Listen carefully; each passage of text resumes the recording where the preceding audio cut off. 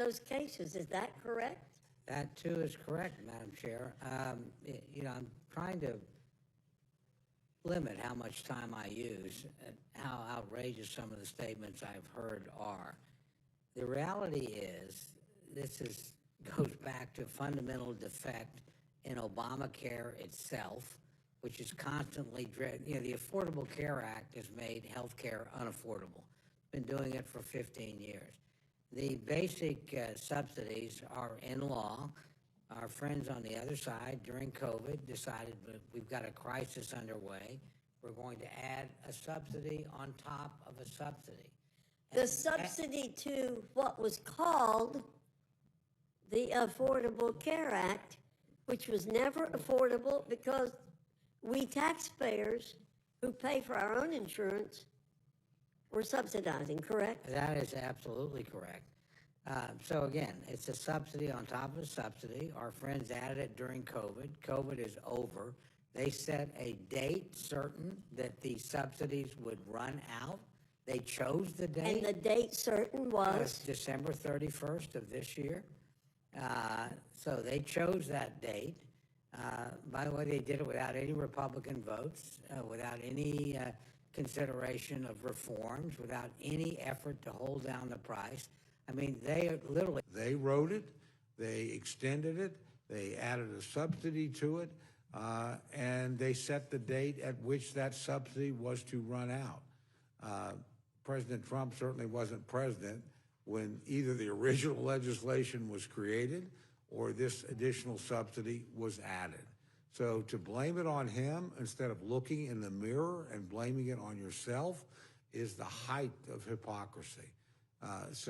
Yeah, this is a Democratic manufactured crisis that they're blaming on everybody but themselves. And at the same time, as they're doing that, they've decided, well, I guess we don't need to pay our men and women in uniform that are defending us. Thank God President Trump twice has pulled rabbits out of a hat and made sure that didn't happen. Or we're not going to pay our air traffic controllers, or our meat inspectors, or our Capitol Police that they celebrate so constantly and rightfully. I mean, come on. This is a totally manufactured crisis by Democrats. They've kept the government shut down. Finally, in the United States Senate, 8 of pretty courageous people said, I'm not going to be part of this charade anymore. I'm going to vote to open the government. We can negotiate on these other issues. Majority Leader Thune, our own speaker, made it clear we're willing to do it. We're not going to, by the way, sign off on something that has been an utter disaster. And what the Democrats basically have asked for here is like $1.5 trillion over 10 years in exchange for a 4 or 7 week CR, or now one that will go a little bit longer since they've wasted most of the time. So, I mean, we shouldn't have any doubt about who created the crisis, who's perpetuating the crisis, and who's trying to capitalize on it politically. So I hope that answers your question. That answers my question very well. Thank you, Mr. Chairman. Mr. McGovern, you're recognized. Yeah, so you just made me think of something, Madam Chair. You said that this is merely an extension of the January 2024 spending bill, that basically it's the same, everything's the same. I think that's what and the chairman just agreed with that. Does that mean that all the federal workers that were fired have been put back to work? And under this bill, yeah, people that were let go or rifted. And by the way, you created, my friend, the crisis that caused that to happen. I just want to know whether all the people that were fired at the beginning of the year, whether or not the cuts in the consumer. There are provisions made to rehire people, but again, let's be clear about who's put people out of work. I can't get my question out, so I will let him answer if he lets me ask the question. I thought I did. I apologize if I did not.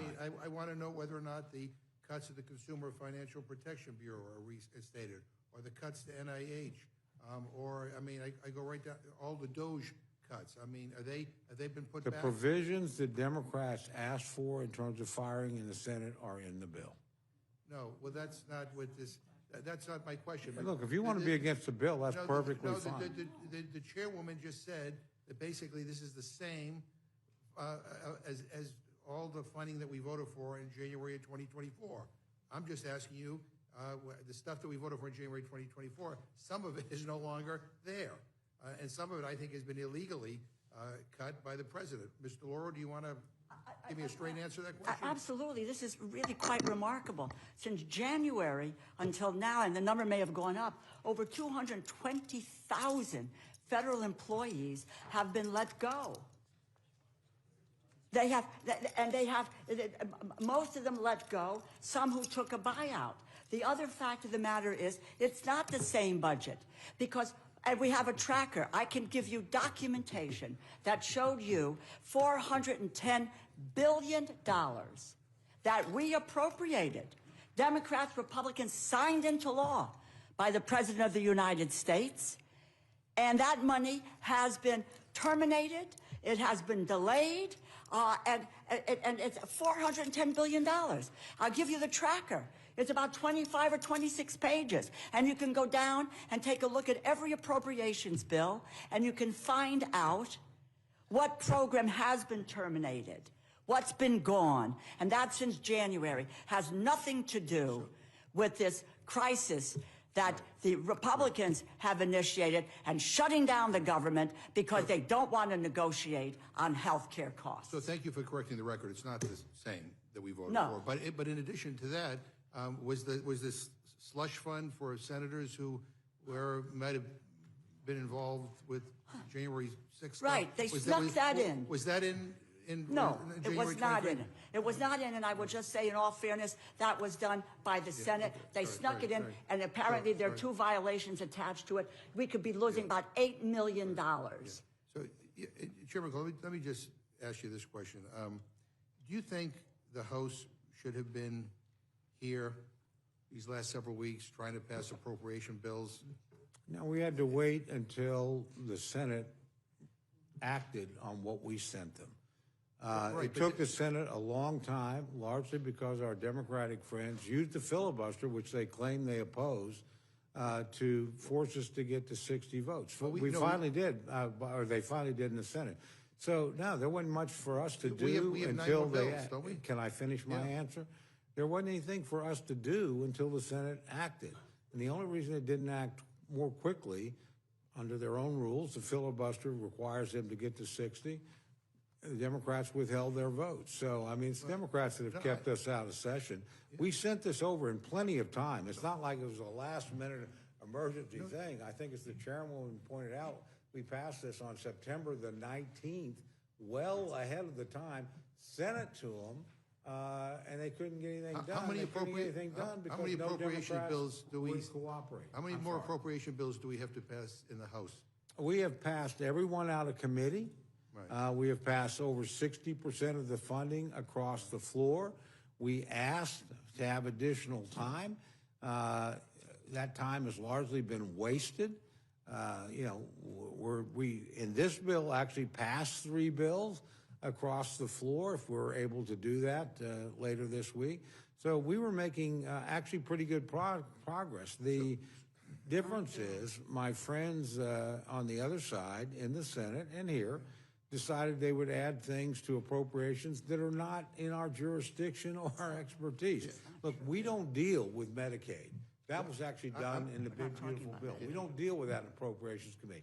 We do not deal with subsidies for Obamacare. They're not within our jurisdiction. So you added things that were We're talking about 2 unconnected. different things. Can I finish my answer? You were added things that were unconnected to appropriations, and then were shocked when they weren't dealt with in appropriations bill. They belong somewhere else.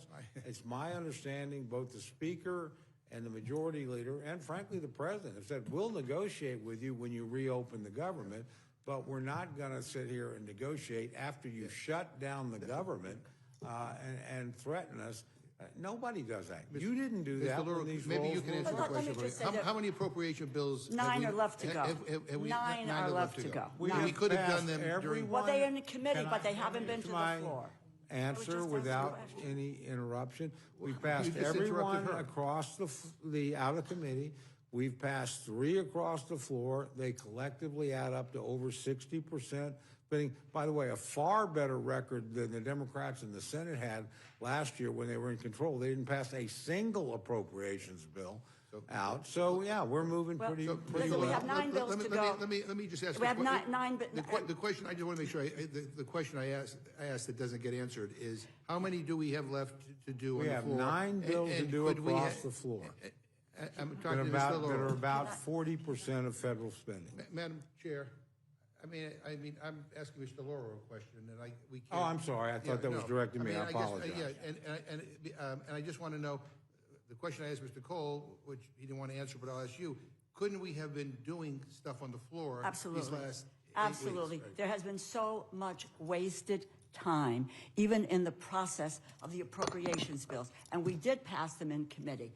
And hours and hours and hours about poison pill riders that were done. These were unilaterally partisan bills that we were faced with. And when, not maybe, I don't know how many weeks ago, when the Four Corners, Chairman Cole, myself, Chairman Collins, and Ranking Member Murray, we sat down, the 4 of us together, and this is what we said we would do. We talked about these 3 bills, and we wanted to deal with the top lines, and we did. We got that, and we working through the bills. The staff worked through the bills. The second thing that we said, and there was consensus in that room, consensus, that what we would do is have a bipartisan continuing resolution.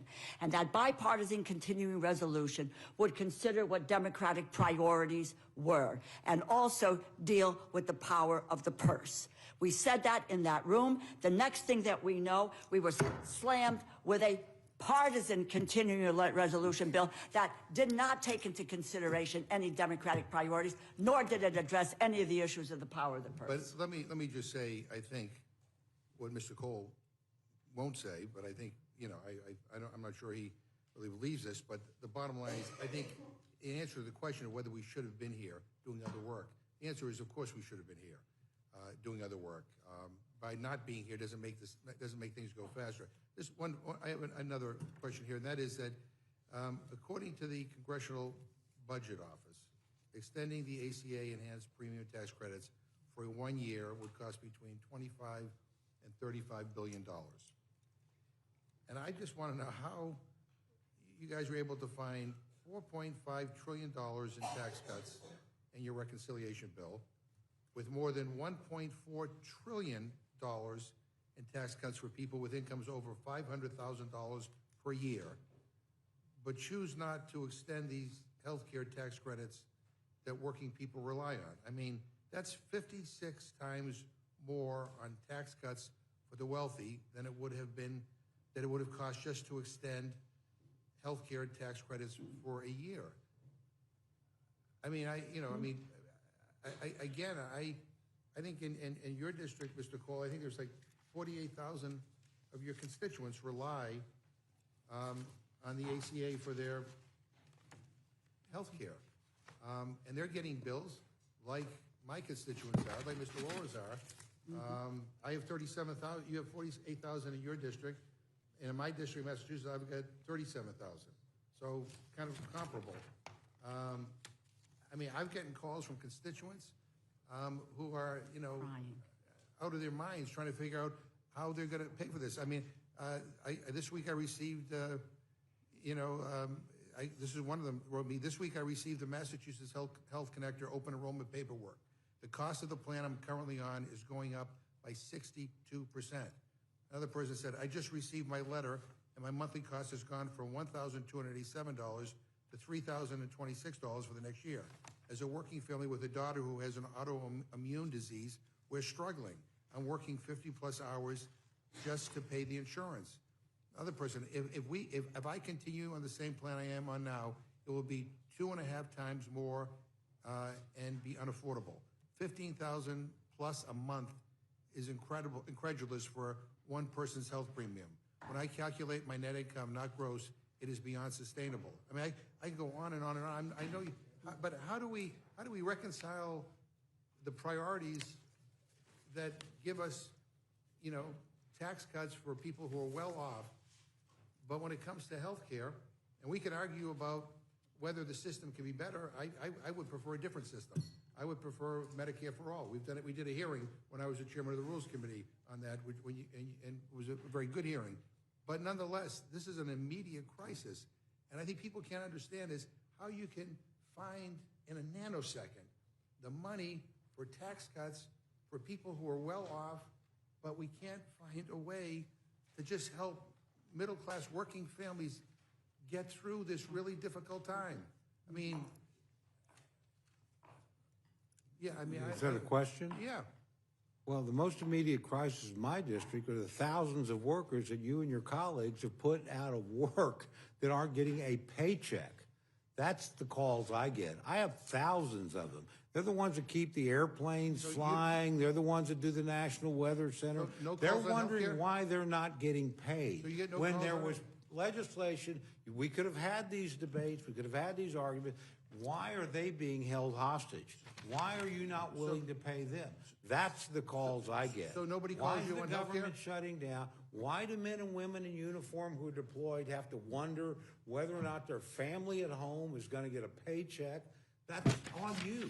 Look, this is the stuff you said you would never do. So the 48 we would never shut down the government. We would never do that. So That's exactly what you've done. So of the you're putting thousands of people out of work. Of the the 48,000 health care issue you're talking about is a subsidy that you passed on your own on top of other subsidies you said was COVID related. You said it would run out. We've said, okay, let's sit down and talk about fundamental changes here.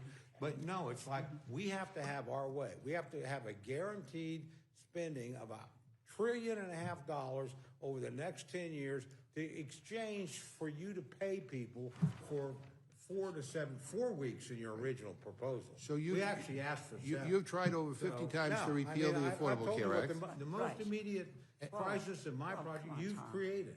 Well, my people aren't getting paid thanks to you and your colleagues. So nobody in your district is complaining I to you didn't about the say, health care. hey, people complain everywhere about everything. we have a chance to do something about You asked me that. what the most important calls I get is why am I not getting paid? And we have a chance to do something being about forcibly this. furloughed? There's important work for me to do. Here's the thing, we have a chance to do something to help millions of people afford their health insurance. And what you're all telling me is you're not interested. I thought that we had affordable health care. We I am did. interested. When you I have when a you guys whole series of things, when you but guys they have nothing to do with the appropriations bill. They have nothing to do with the work of my committee. We do not do that at my committee. You all extended. But you're willing to hijack our committee. You all voted to extend tax cuts for millionaires and billionaires, make them permanent, but you could not extend these for people. Mr. Laurel. I'm just to say you got 13 members, 13 Republican members of the House who have said allowing the tax credits to lapse without a clear path forward, there was no clear path forward, would risk harm to those we represent. These are 13 members of the Republican conference who are scared to death that that's what's going to happen in their districts. You've got, in the chairman's district, a 60-year-old couple that makes $82,000 is going to see insurance premiums rise by $17,000 unless the Congress prevents it. Now, if that's okay, and you've got other members in the same situation, we can go down district by district and let you know what it is that is out there for this. And members who serve on the Appropriations Committee as well. All 13 of those members voted to pay people. Yeah. They voted to keep the government open. None of you did, except for one member in Maine who's now retiring because he's being beaten up so badly the House and the for Senate paying and people. Madam Chair, with all due respect, Right. when we debated the ACA, you controlled over an hour at a time. And you want to cut me off, that's fine. My constituents are getting screwed by what is happening here in this Congress or what is not happening in this Congress. And every member- they send me members here to effort. fight for them because they're going to lose their health care or they're not going to be able to afford their health care. This is a big deal. And the indifference on this shown by the Republican majority in this House and by the guy in the White House who's remodeling bathrooms and building $40 billion Taj Mahal, to Argentina. I mean, it is ridiculous. But I'm just saying, I want to point for the historical record.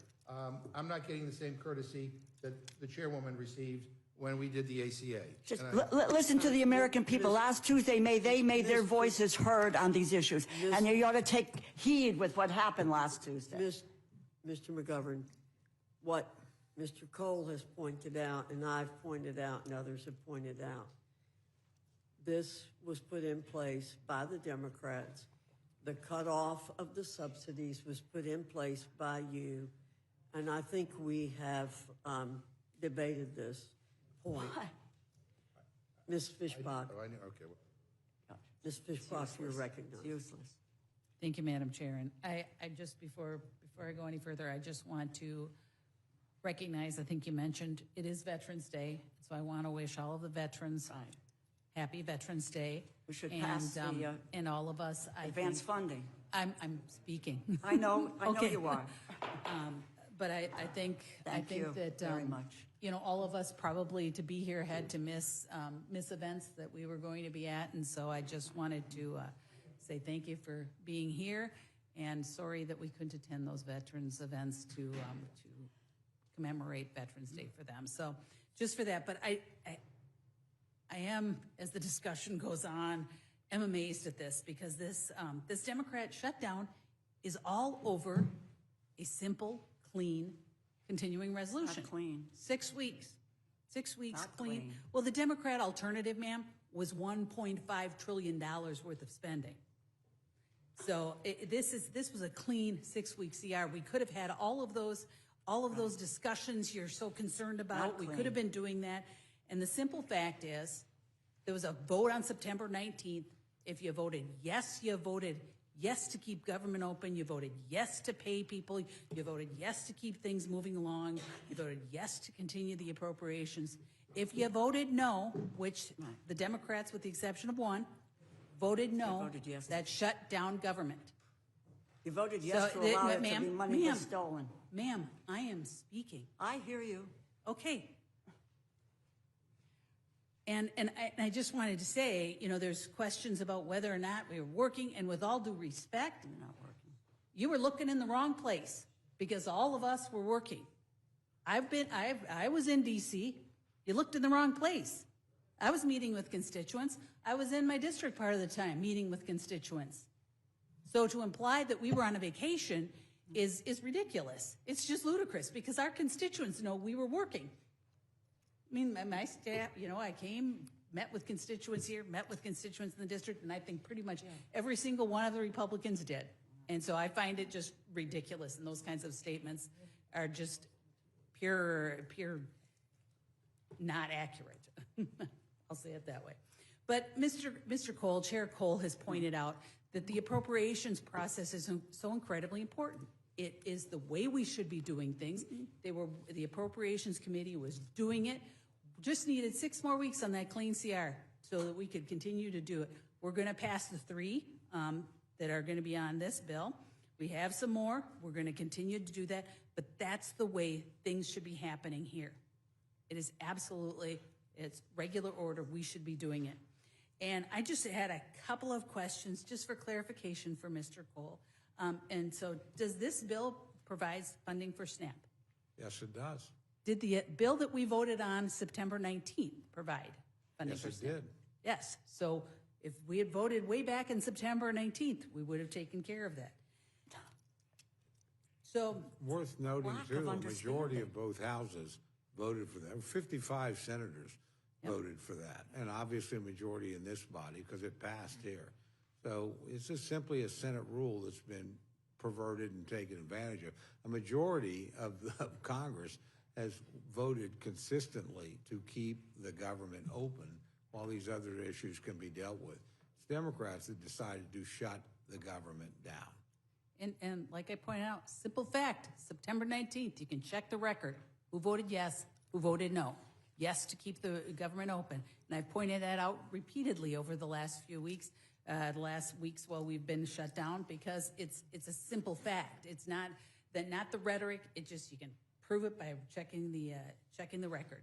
And Mr. Cole, I was going to ask you about if both of those bills, so the September 19th bill would have paid the troops. The September 19th bill would have kept the government open. The September 19th bill would have kept the funding for veterans. And so we had that, and they chose to shut the government down. So, but, and so this bill is going to reopen. We're going to get our troops paid. We're going to get the Capitol Police paid. We're going to do what we need to. We're going to get back pay. We're going to, for the federal workers, and we are going to make sure that folks get their SNAP benefits. And so I appreciate that this has come forward, and so I would ask the other side to join us in opening the government back up so then we can have these discussions that you've been so concerned about, that you want to make sure it gets done. And I don't think that the proposals that you have actually solve the issue of increased health care insurance. It doesn't do it. We need to have more in-depth discussions about what's really going on about it. And so please join us in opening the government, and with that, I yield back. Gentlelady yields back. Now recognize Ms. Scanlon for her time of questioning. Thank you. I would first yield to Mr. McGovern. Yeah, we are happy to join with you. We want the government open. We just don't want millions of people to get screwed over on their health care insurance. So if you join with us, this is a crisis, by the way, that's right now. It's not 3 months from now or 6 months from now. It's right now. People have gotten their bills. People are making decisions whether they're going to forego their health care. So that is it. And the idea that we can't get well, there are 13 Republicans that at least have said that they support us on extending the benefits. We'll see whether, they did it for show or whether it's for real. But I think if you let the House work its will, I think a majority of Democrats or Republicans would vote to extend that tax credit. And millions of people won't lose their health care, won't get screwed over because of the indifference and the inaction of this Congress. You found it, you found the time, you found it acceptable to extend the expiring tax cuts for multimillionaires and billionaires, but you couldn't find it within your heart to extend this. So we're happy to join with you, but join with us too. If you want our votes, then, we want to help working people afford their health insurance. I yield back to Ms. Scanlon. Thank you. Thank you, Mr. McGovern. As we're convening here for the first time in months, our nation's healthcare system is buckling under the combined attacks of over almost $1 trillion in cuts to Medicaid that were rammed through in the big ugly bill this summer, the White House's unilateral cuts to congressionally approved spending for NIH, medical research, including pediatric cancer, and now the Republican refusal to extend the ACA tax credits that help millions of Americans afford their health insurance. And they're already seeing these health insurance premiums go up. As Mr. McGovern said, this is not something that can wait because families are enrolling now for next year. And the Republicans have refused to address this issue all year, not just since the shutdown occurred. They've refused to address it at all. And none of this is an accident. It's all by choice. Just like it was a choice by President Trump to defund SNAP benefits this month for the first time in history. For more than 60 years, through recessions, natural disasters, and even previous shutdowns, and including previous shutdowns under this president, the federal government has never missed a SNAP payment until now. And why? Because President Trump and congressional Republicans will pick their billionaire buddies over American families every damn time. So once again, with this bill, they're choosing to let healthcare premiums skyrocket and causing families to lose coverage. Look, there have been 2 big tax provisions set to expire this year, and they've taken up a lot of attention. One was tax cuts for billionaires, and the second was tax credits for American families. This summer, Speaker Johnson called us back to D.C. when we were supposed to be home for the 4th of July weekend because it was an emergency to pass this big ugly bill which extended tax cuts for billionaires. But when it came time to extend tax credits for millions of Americans to help them afford health care, Speaker Johnson sent the House home for almost 2 months. And he won't commit to having a vote on those health care credits even after the government reopens.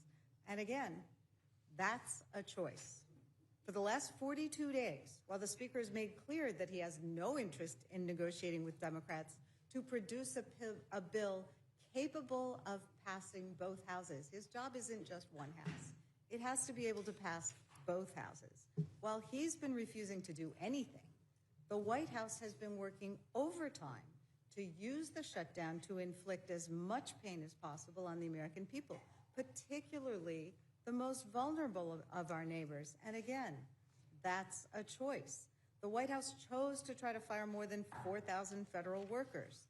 That's a choice. The White House has threatened to withhold back pay to federal workers despite a 2019 bill that would prevent that. That's a choice. This White House chose to withhold SNAP benefits for 42 million Americans.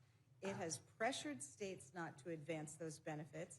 It has threatened grocers with penalties if they offer discounts to struggling SNAP beneficiaries. It has defied court orders to fund SNAP benefits, and it has appealed every one of those decisions every step of the way. Those are all choices, and again, never before has an administration blocked SNAP benefits. They have always tried to make sure those go out because the funding, in fact, is available. But this is what happens when governing becomes a game. And games are exactly what this Trump administration has played with SNAP and with the American people during the shutdown. Millions of families have spent a couple weeks struggling to feed their kids because of this White House's deliberate choices. The human cost of this Republican shutdown and this budget proposal are staggering. And behind every number are kids and veterans and seniors all across America who are going to pay for these choices. Ranking Member DeLauro, I had a couple questions for you. First of all, just to go back, the chair and Mr. Cole have said that this CR funds the federal government at the same levels as during the Biden administration. Does that mean that it fully funds the Consumer Protection Finance Bureau? No, it doesn't. It doesn't go back to USAID. Okay. I can go chapter and verse on programs that are not there. $410 billion terminated, delayed. Okay, so it doesn't fund No. the Department of Education? No. No, and it doesn't fund USAID? You got it. And it doesn't fund the Corporation for Public Broadcasting? No way. And it doesn't fund all those NIH research grants that have been But cut? cut. Absolutely Okay. cut. How about CDC, the- FDA. Okay. A whole nine so yards. it is not the same bill? No. And they have allowed for the president and for Russ Vogt, an unelected bureaucrat, to really steal appropriated funds, and the CR does nothing about that. It gives them carte blanche to continue to do the same thing, which anybody who serves on an appropriations committee, quite frankly, needs to understand what role we have. Well, that is our role. And if the president wants to take it away from us, we need to fight like hell to make sure that they're done. Any president. some would say that is something else that Congress could have been doing over the last 2 months, is protecting its right to allocate funding. With respect to the SNAP benefits, does this CR that they're pushing through now, does that guarantee reimbursement to the states for funds they may have advanced? No, it does not. Okay, and the White House is fighting them about those funds. That's right. is Well, that the White House is saying, take back the money that you've given to people. My state of Connecticut, when the court said get it all out, we did it. Right. And now they're telling Governor Lamont that he has to go back and get that, go get that money. We really saw the same thing in Pennsylvania. Has any administration before this ever Never. tried to prevent states from helping their No, it's happened in the past, and they have been reimbursed. And they have been reimbursed. That's what I It's the thought. first time that really food and has been used as a political weapon to deprive people of food, which is actually what's happened here. Would the bill under consideration here, would it make SNAP payments mandatory in the future? No, well, in the agriculture bill, this is, let me just take 1 second to explain. We passed the last go-round where we had money for SNAP, which is mandatory funding. We then do a contingency fund there, and the president, actually President Trump, he signed a bill into law in March, which provided for $3 billion for the contingency fund.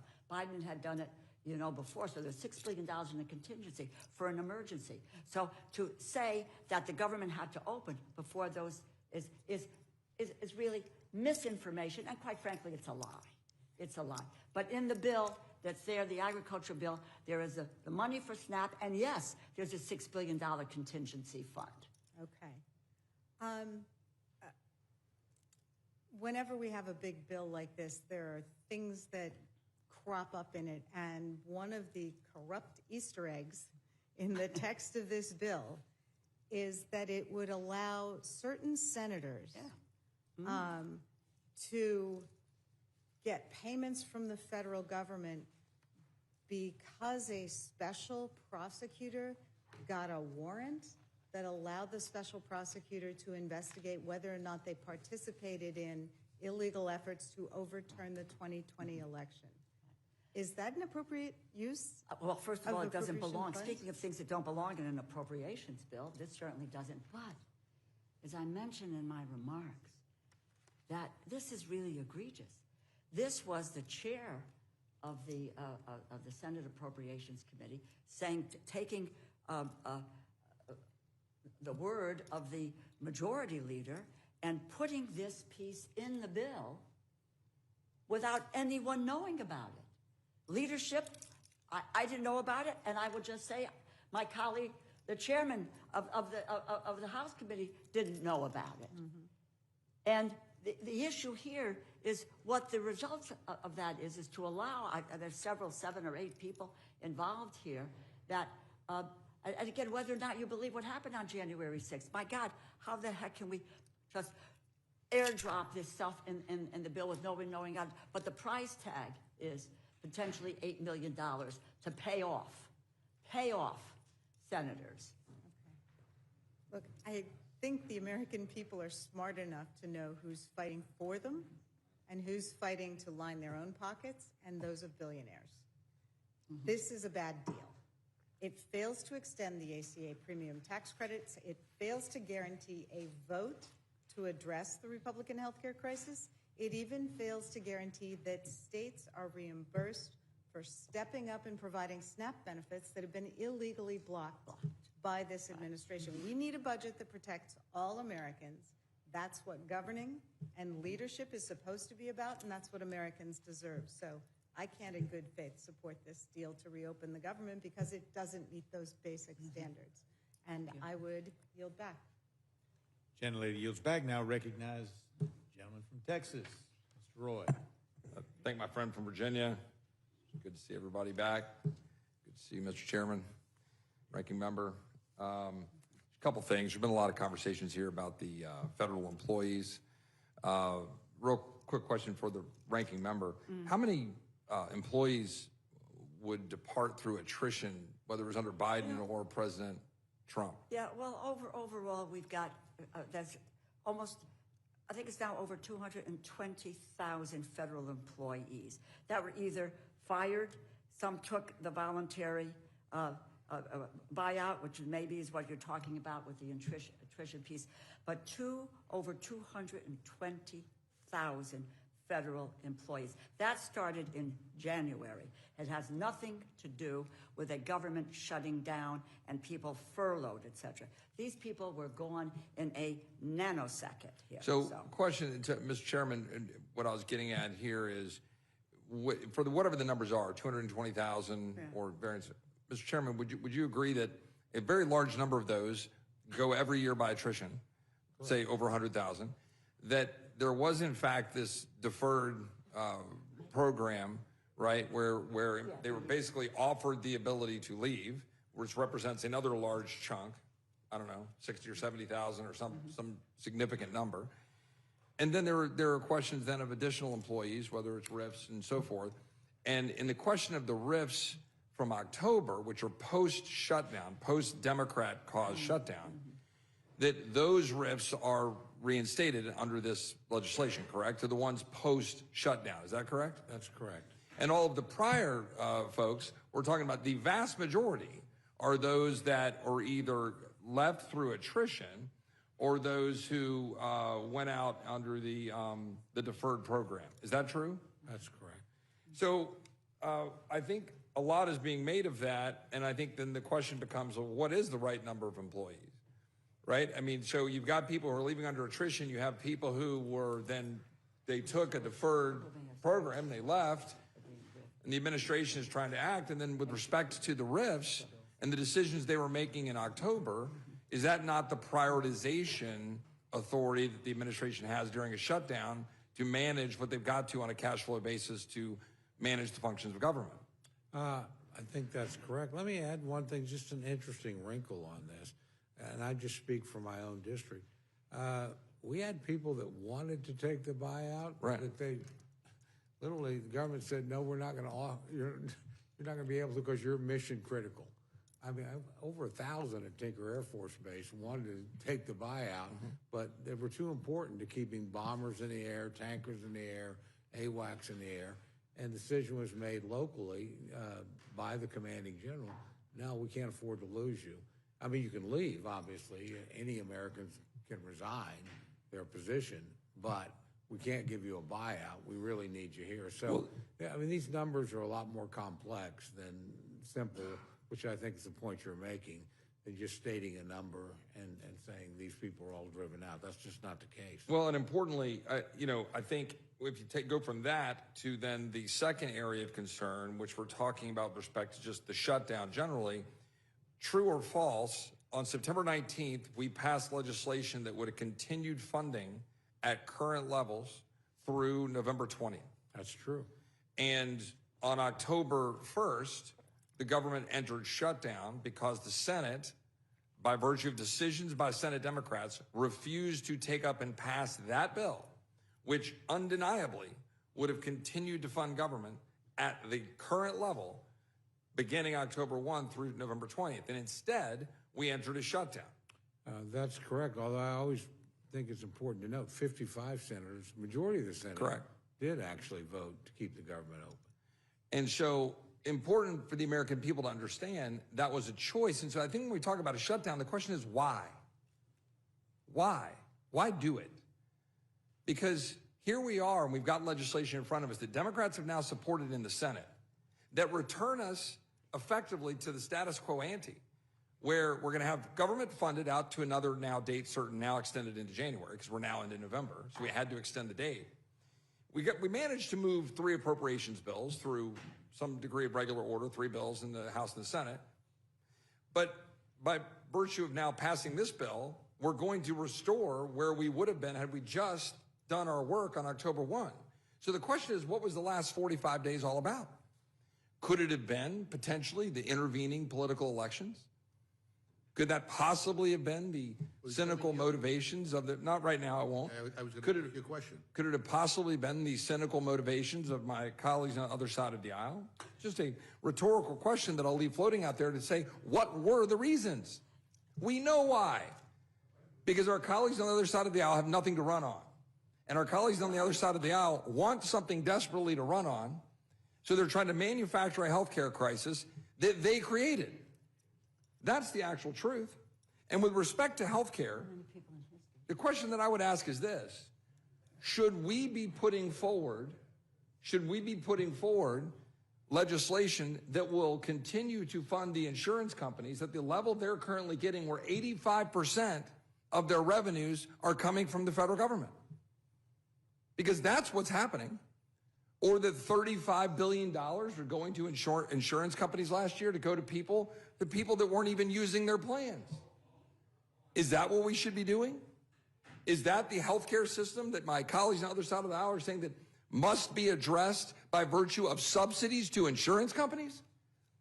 Because President Trump had it right last week when he said, well, if you're going to do these subsidies, which is not how we would prefer to do business, then shouldn't it go to the American people to be able to go into a market and go be able to get the doctor of his or her choice, or get direct primary care, or be able to figure out how to take care of their family rather than call an insurance bureaucrat who's pocketing the money through a system that our colleagues designed and broke, and for which not one single Republican ever voted, including the subsidies that no Republican voted for, that were created to be temporary by our colleagues' own voice. They were to be temporary during COVID. And we are now to extend the very subsidies that my colleagues are laying bare, the broken healthcare system that they created. I remember all too well in 2013 being on the floor of the Senate with Ted Cruz when we were raising the questions of what would happen when this system were implemented. Because the debate then was whether we should fund the implementation of a system that would end up bankrupting the average American family, as this system has done. But you shut down, What I'm talking about is the reason. I'm talking about the reason that one would go to the Senate floor and say maybe we shouldn't do the very thing that right now is causing the American people pain. 15 years. Because we talk about the constituents who are having pain. Yeah. How about my constituent who died last year, who couldn't go to MD Anderson because Obamacare doesn't cover it? Is that coverage? Is that the kind of health care system that people deserve? While insurance companies are pocketing extraordinary profits, off the charts 15 years profits. and you haven't come up with a plan for health insurance. And health insurance, 15 years. Health insurance executives are minting money. Oh, God. Minting money on the back of dollars coming from federal taxpayers and the federal government. And then our colleagues on the other side of the aisle have the temerity to come here and complain about the system they broke. That's what we're actually dealing with here. It's about repeal of the Affordable Care Act. That's what this is all about. Or the extent to which you've got With no replacement. Is it our time? The extent to which we are here because our colleagues know full well that this was a political exercise. To the chairman, we heard about SNAP. True or false, if we pass this legislation, will SNAP benefits proceed immediately? Correct.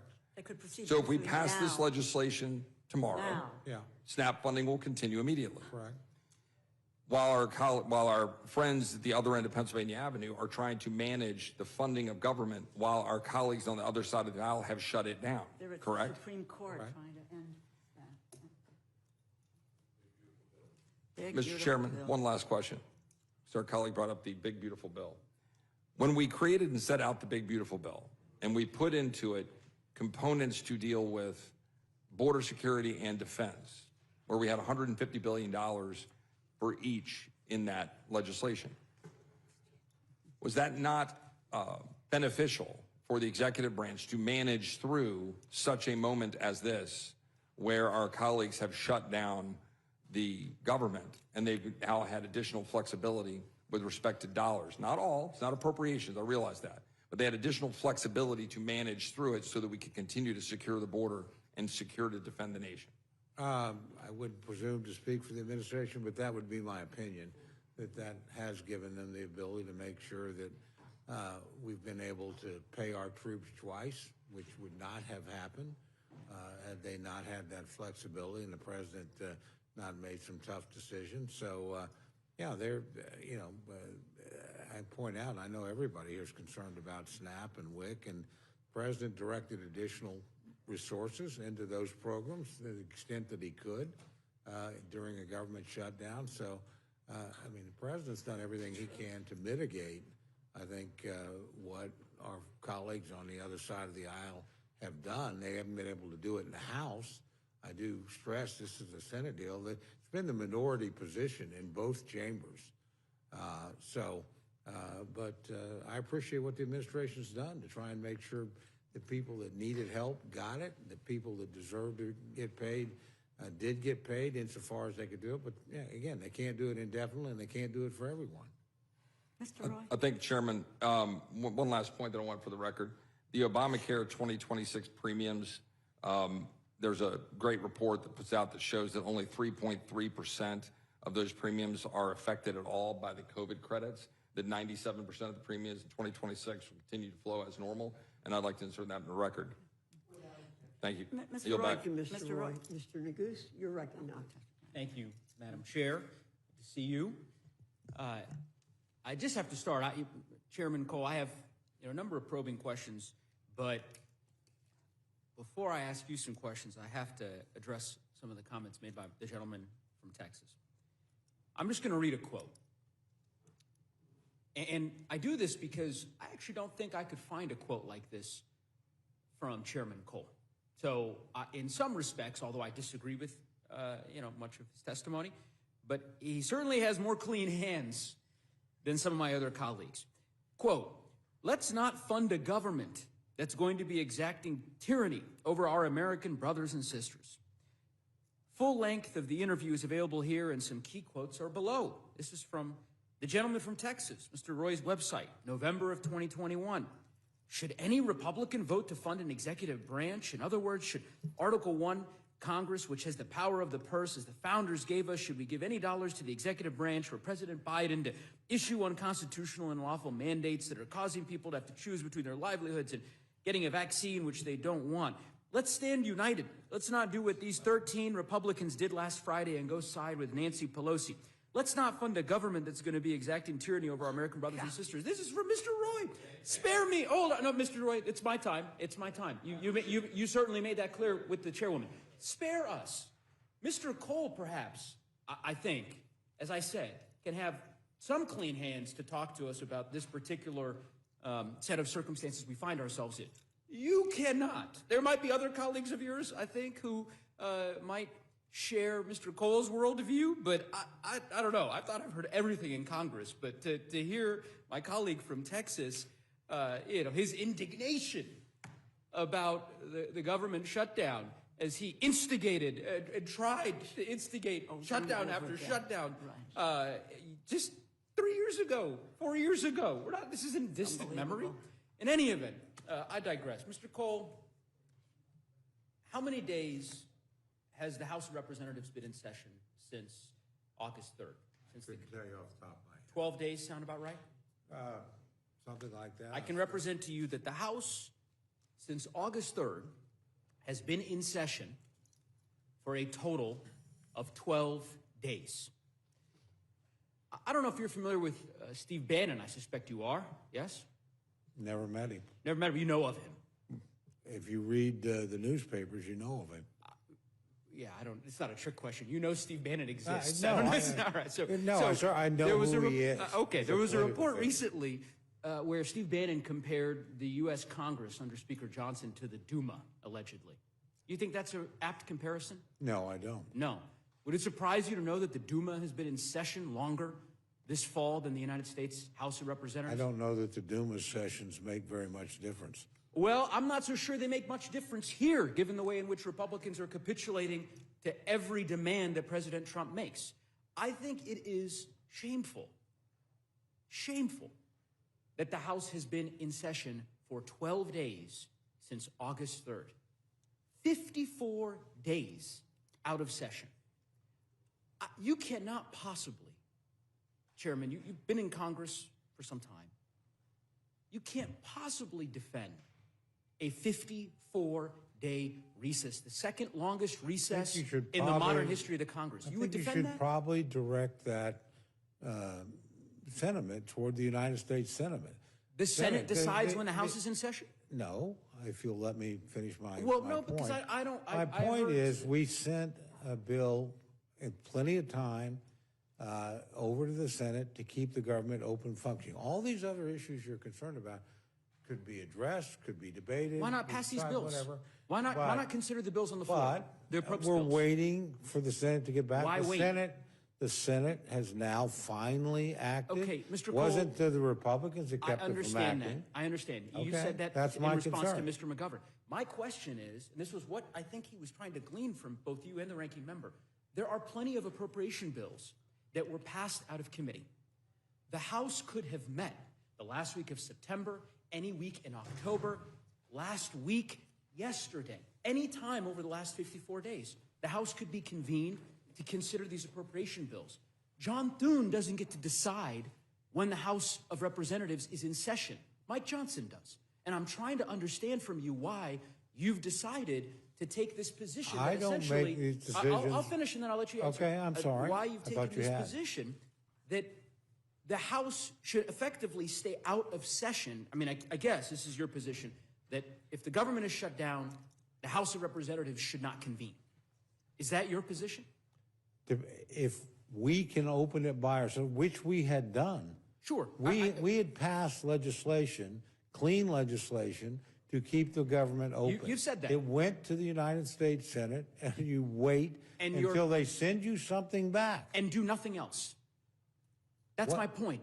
Do you know how many bills have passed out of committee this year that are sitting downstairs at the floor, the desk in the House? 150. 150 bills that have passed. Many of your colleagues here on the Republican side of the aisle. They have passed bills out of committee, along with bills that I've passed on veterans' health care, on issues of foreign policy, you name it. The House has refused to consider any of those for the last 54 days. I'm trying to understand why.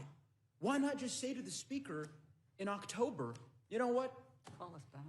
Speaker Johnson, it's time to bring the House back. We'll wait. You know, the Senate, you're right. The Senate's considering the bills that we sent them. They're considering the CR that you mentioned, right? That you've made clear, you passed it. I get it.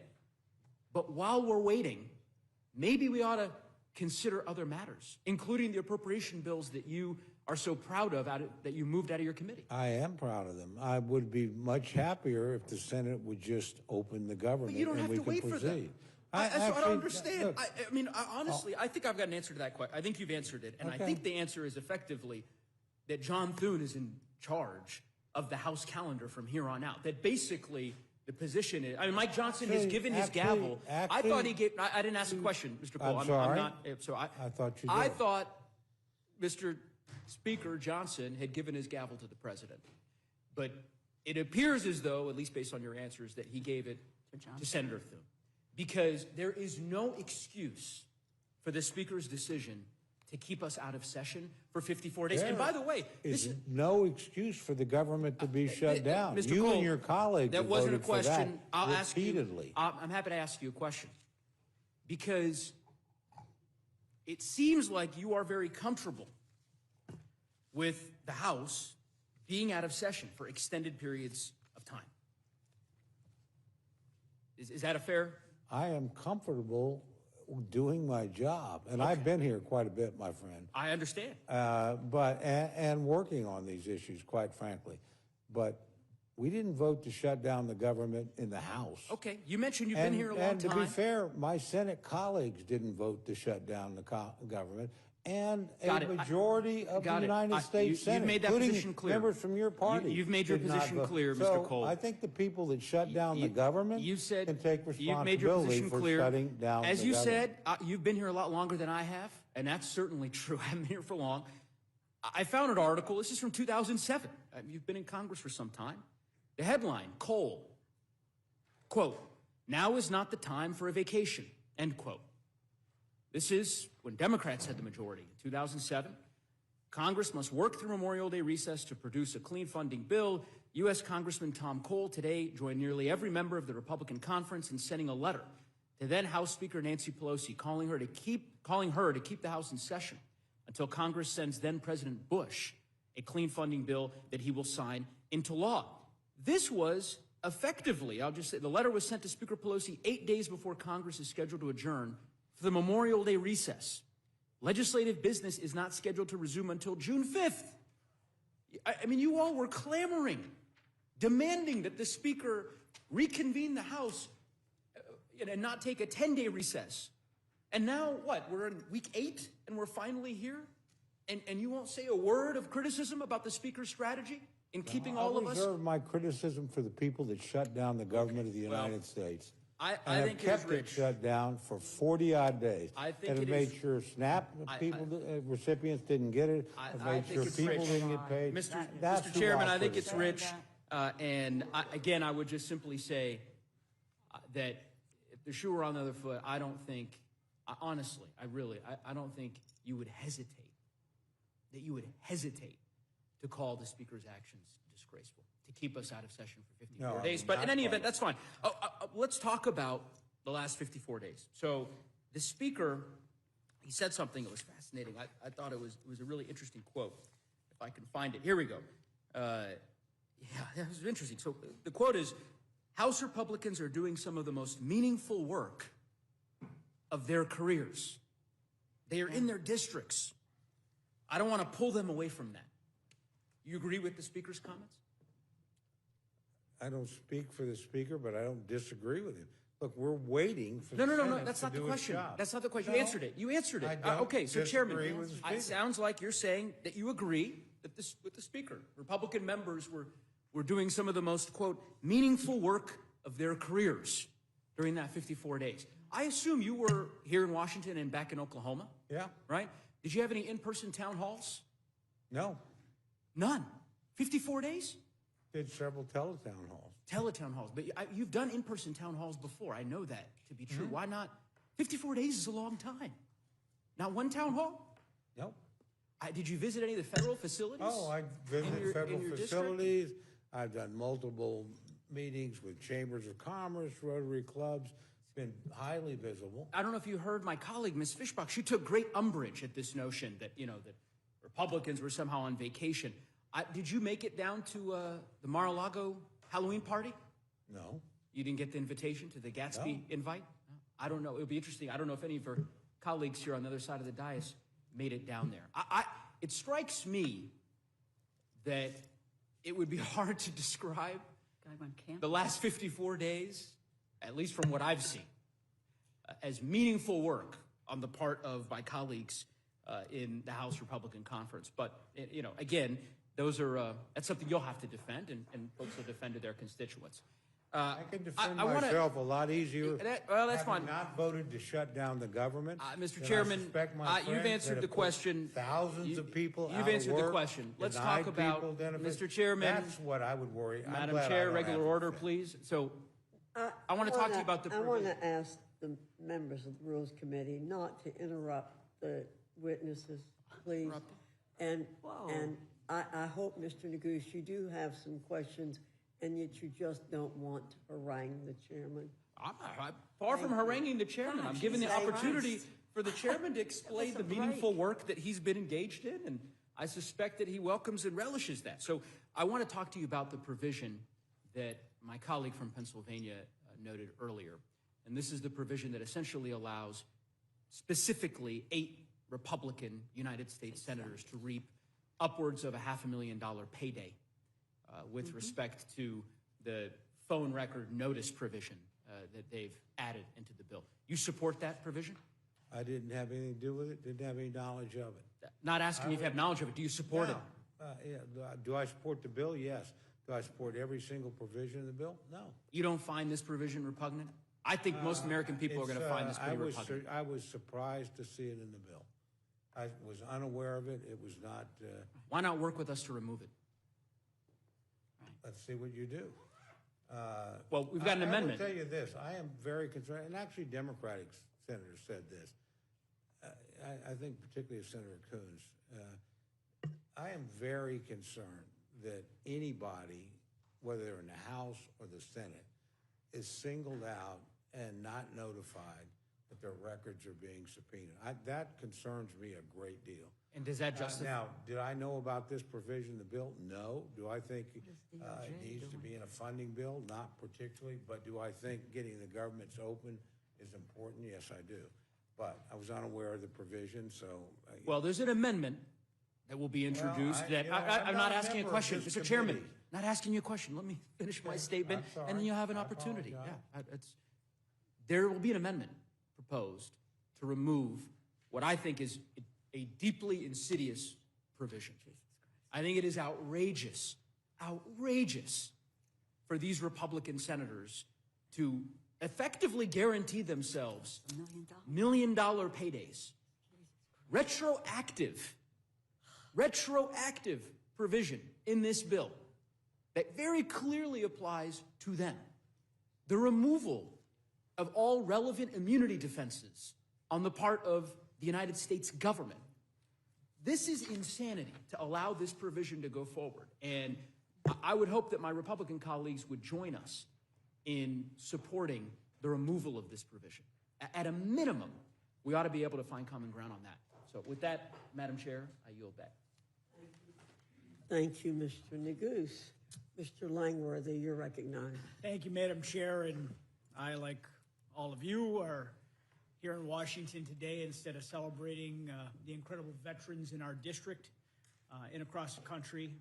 But as members of the Rules Committee, we begin the important process here in the House that will finally end this shutdown madness. I honor the veterans every day, and especially today. But the work we're doing here tonight and starting that work, and we'll finish tomorrow, will begin to end the turmoil that has made their lives and the lives of millions of Americans harder for more than 40 days. For over 40 days, the American people have endured a completely unnecessary and entirely avoidable government shutdown. Not because Congress couldn't find common ground, but because Senator Schumer and his allies turned governing into political theater. And you've heard a lot of political theater already here tonight. You've chosen performance over duty and outrage over outcomes. From day one, the House did its job. We passed a clean continuing resolution, a straightforward measure to keep the government open while the appropriations process continued. And I think Chairman Cole has really articulated that very well here tonight. It's the same kind of measure that Congress passed repeatedly in the Biden years. I voted for every one of those CRs, despite disagreeing with virtually all of the administration's policies. Because governing means putting your country before politics. And it keeps the lights on for the American people.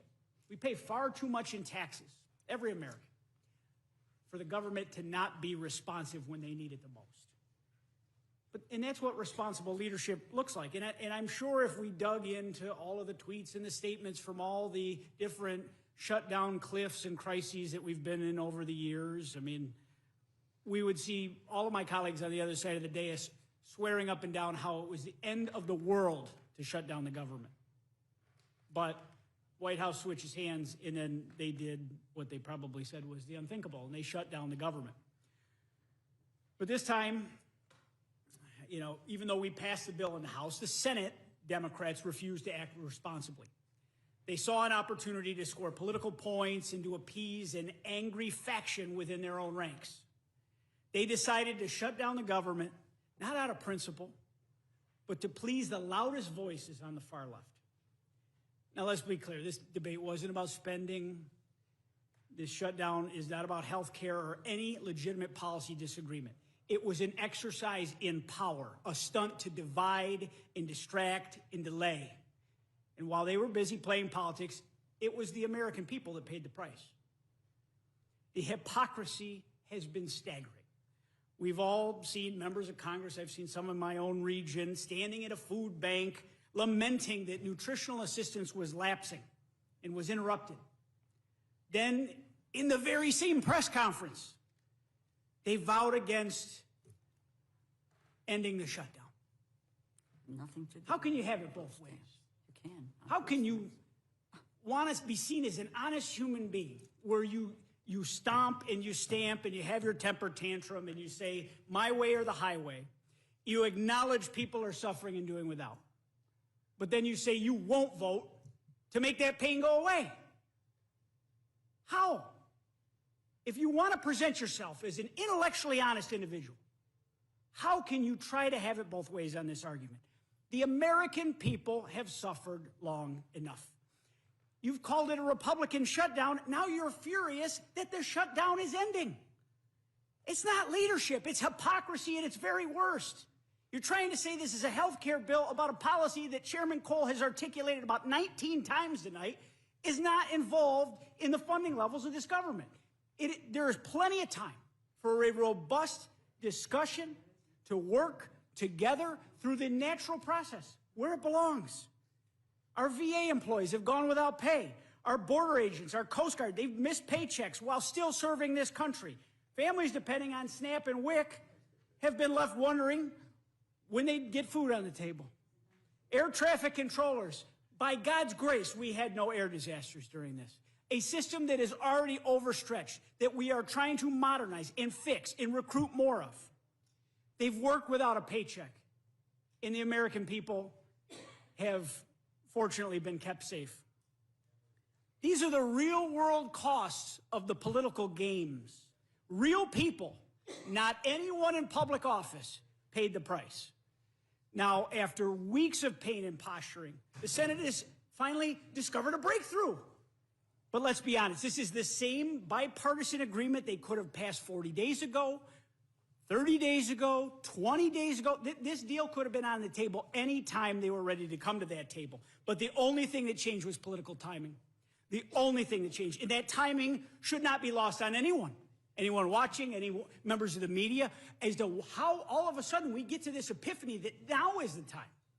because Election Day was a week ago. And some of their colleagues have said the quiet part out loud on TV. And they've said, we couldn't back down before our base turned out in blue states like Virginia, New Jersey, and in New York. And you're watching all of their colleagues get barbecued by that angry mob. But let's also be clear, this was never about health care.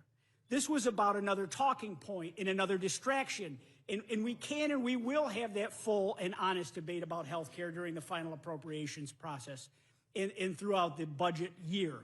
But this shutdown was about one thing. It was about power.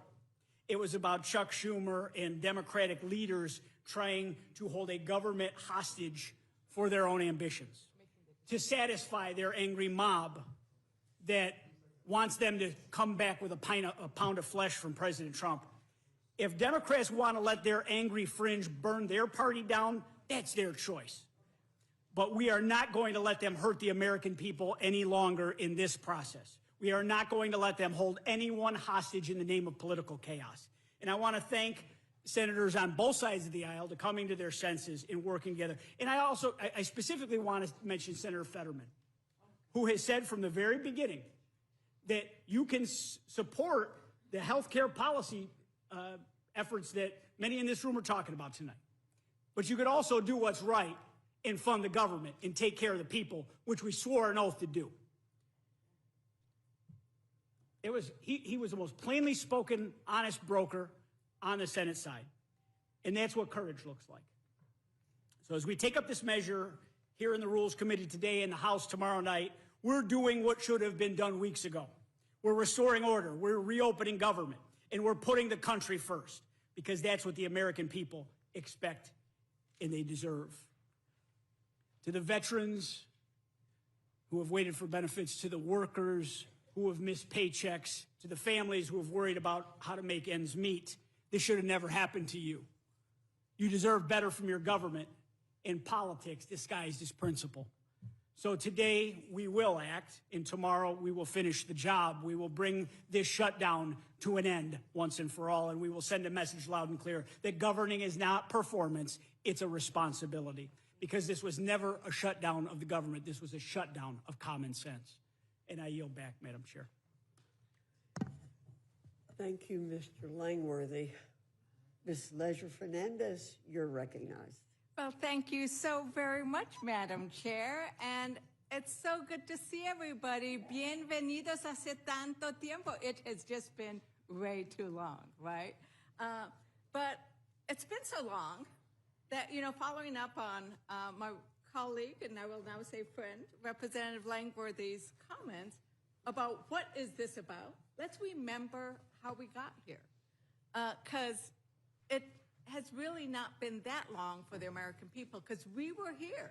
Remember, in the middle of the night, just 5 months ago, while Republicans were jamming through a bill that caused a health care crisis.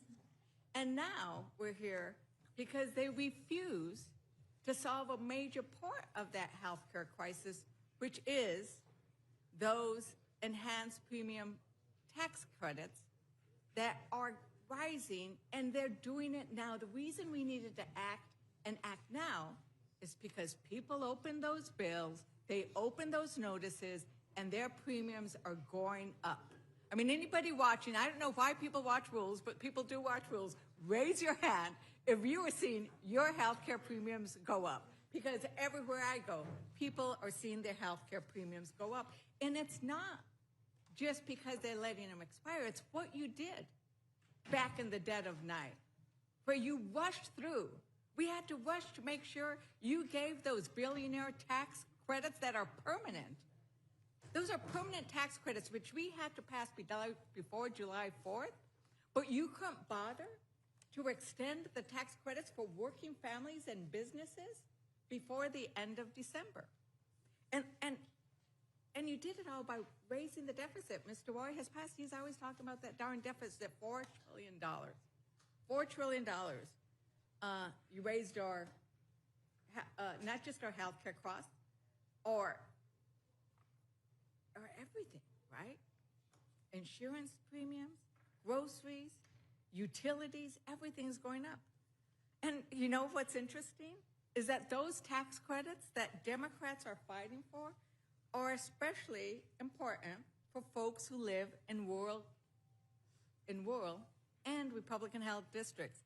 And it's not just Marjorie Taylor Greene's adult kids that would see their health care premiums double. It's across everybody's district. Nearly 6 in 10 marketplace enrollees, people who benefit from these tax credits, live in congressional districts represented by Republicans.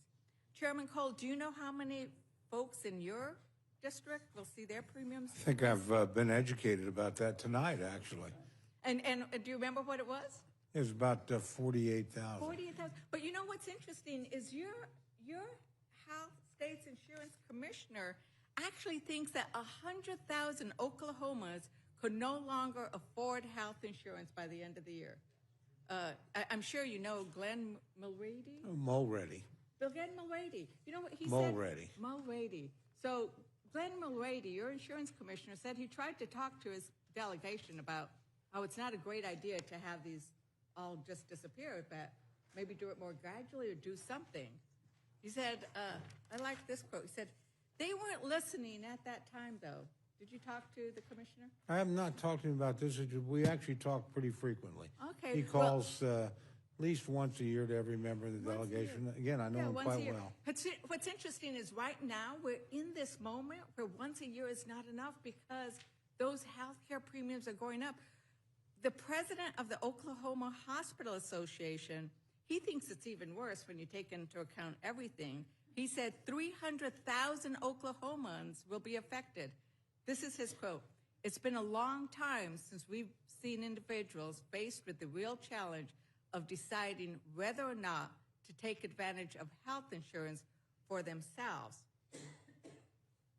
their families, or go bare. And that's a close quote. And that's the thing about this. These are not just in Democrat districts. And what I love is that we are fighting because we don't care whether you're in a Democrat district or a Republican district. What we care about is health insurance. And that's what this fight has proven, is that we care about whether or not you're going to be able to afford your health insurance. And you know what? When Representative Roy was talking about being a cancer survivor. I wish you cared as much about whether or not my people get paid. Right. You know, whether or not the people that are working at Tinker Air Force Base, I wish you cared about them getting but I didn't ask paid. you a question, Madam Chairwoman. Well, I didn't ask I apologize, but Thank you. you were talking about my district, so Yeah. I thought I would express myself about my district and but what they think. We've heard you talk about that before, and I have 30,000 people in New Mexico who are federal employees, and I've been meeting with them as well. But I wanted to go to the fact that, you know, Representative Roy, who came and left so quickly, he was talking about cancer and how he's a cancer survivor. I'm a cancer survivor. And he was talking about how the Affordable Care Act is so bad. But you know what? I'm a cancer survivor. And so if it wouldn't have been for the Affordable Care Act, I would not be able to get insurance because there was a pre-existing condition. You know what else I am? I am a woman. And because I was a woman and could have had babies, I would have also been a pre-existing condition. And these are the benefits of the Affordable Care Act. And the list goes on and on about why that Affordable Care Act makes sense. But what we also need to make it be is affordable. And we had a hearing. I'm the chair of the Democratic Women's Caucus, together with members of the Policy and Steering Committee. We had a hearing. Well, Republicans were on vacation. Well, Republicans were gone. If you don't want to call it vacation, let's be honest, you were not here. But we were. And we held a hearing. And one of the most compelling voices, I mean, they were all compelling. We actually had to take out our tissue because we were crying so much. But one of those voices was Brick from Utah. Brick from Utah, who has a condition that he needs infusions. And the only way he can afford those infusions is because he gets those tax credits. And he said, I want to work. And he went and talked to his representatives, and he tried to meet with his senators. And he did get to talk to Representative Kennedy, and Representative Kennedy's answer to him was, well, just go on disability. That's not an answer. That doesn't save the American government anything at all, because he wants to work. But you know what? we're going to have an amendment from Leader Jeffries and Rip Clark, I see her here, that's going to have a 3-year extension. And I'm supposing you wouldn't support that amendment. Is that right, Mr. I don't have a vote on that amendment unless you get it out of here, so. Right. But we could vote, and we will vote later on a 1-year extension, right? Just a 1-year extension, because we've heard the ranking member talk over and over again about that there are Republicans who want that 1-year extension. So we could do that as an amendment. I'll offer that as well. It's 14 of her colleagues. Do you know, what would a 1-year extension cost us, Chairman Cole? I have no idea. We have no Represent jurisdiction. ranking This is member, not, ranking member, what would it with cost? all due Isn't it about respect, 23? can I finish my answer? Sure, With all due sure. respect, we don't deal with this on Appropriations Committee. This is not our jurisdiction, it's not our issue. That's part of the problem here. You're trying to raise it on appropriations bills. This is a Ways and Means or an Energy and Commerce issue. It's not ours. And so to hold up the funding of the entire government over something that belongs in another committee, not ours, and you're basically holding our bills, not you, and frankly not the House, and not even a majority of the Senate. But our bills have been held hostage over something we have no jurisdiction Thank over. you, Chairman Cole. You made that point earlier, but as we were here before, when you all passed it, this bill has tons of stuff that's not appropriations. And ranking member, I've heard it's about $23 billion for 1 year. That's about what it costs for 1 year. Is that right? For 1 year, but it was 1 year. I've asked ranking member, so. And setting up a bipartisan commission, a bipartisan, to look into this and to address the issues that people may have some concern about. But a 1 year extension, give some relief to the people who are out there. And I quoted Connecticut, you quote your district, and we can quote everyone's district and what's happening to people out there today. And the notion that we can't take this up because the continuing resolution is what the Appropriations Committee does. And we've got 50 pages of this document that deals with health care. If there were the willingness, the political will to solve this, we could do it, and we could do it very, very quickly. And let's not bifurcate continuing resolution to appropriations bills. It is all of one package. And it is incredible to me that we would watch people suffer everywhere to see what's going on with their rising healthcare prices, or their kids that are not going to be able to get the treatment that they need, and that just say, hey, figure it out another way. No, that's not what we're about.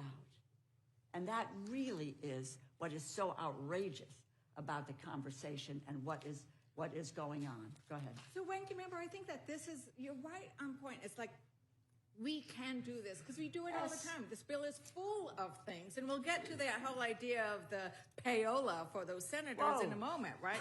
but I'm also struck by the contrast of priorities. The contrast of priorities. Democrats have been talking about the need to address health care, and it's not just since the shutdown. It was in that big, beautifully bad bill of theirs. Health care was key, and they could fix it now. But it's the priorities. $40 billion, I would think that's what is proposed to be sent down to Argentina. Yes. Chairman Cole, is that, right. Do you recall that? No, I don't. It's $40 billion. $40 billion. $40 billion. So that seems to be a priority. They will send $40 billion to Argentina instead of spending $23 billion to provide health care to Americans, and all we're getting is a pinky promise that they will address that, but they won't even support a 1 year extension, a 3 year extension, or a permanent extension. But let's get to the stuff that's not. Let's get to the stuff that is not probably appropriation, but what has been stuck in this bill that would provide those senators. It's like a payola. Like, what kind of bribe is that? Who gets 500,000 of violations? And that's why we're saying it's maybe $8 million. senators are going to get $1 million, a couple of million, $500,000, and we're not going to give money to help a father pay for his health care? Is that what's going on here, Ranking Member? Speaking of what doesn't belong in an appropriations bill, this doesn't belong in an appropriations bill. It's really, we have a review by an ethics committee that says that they can be paid off.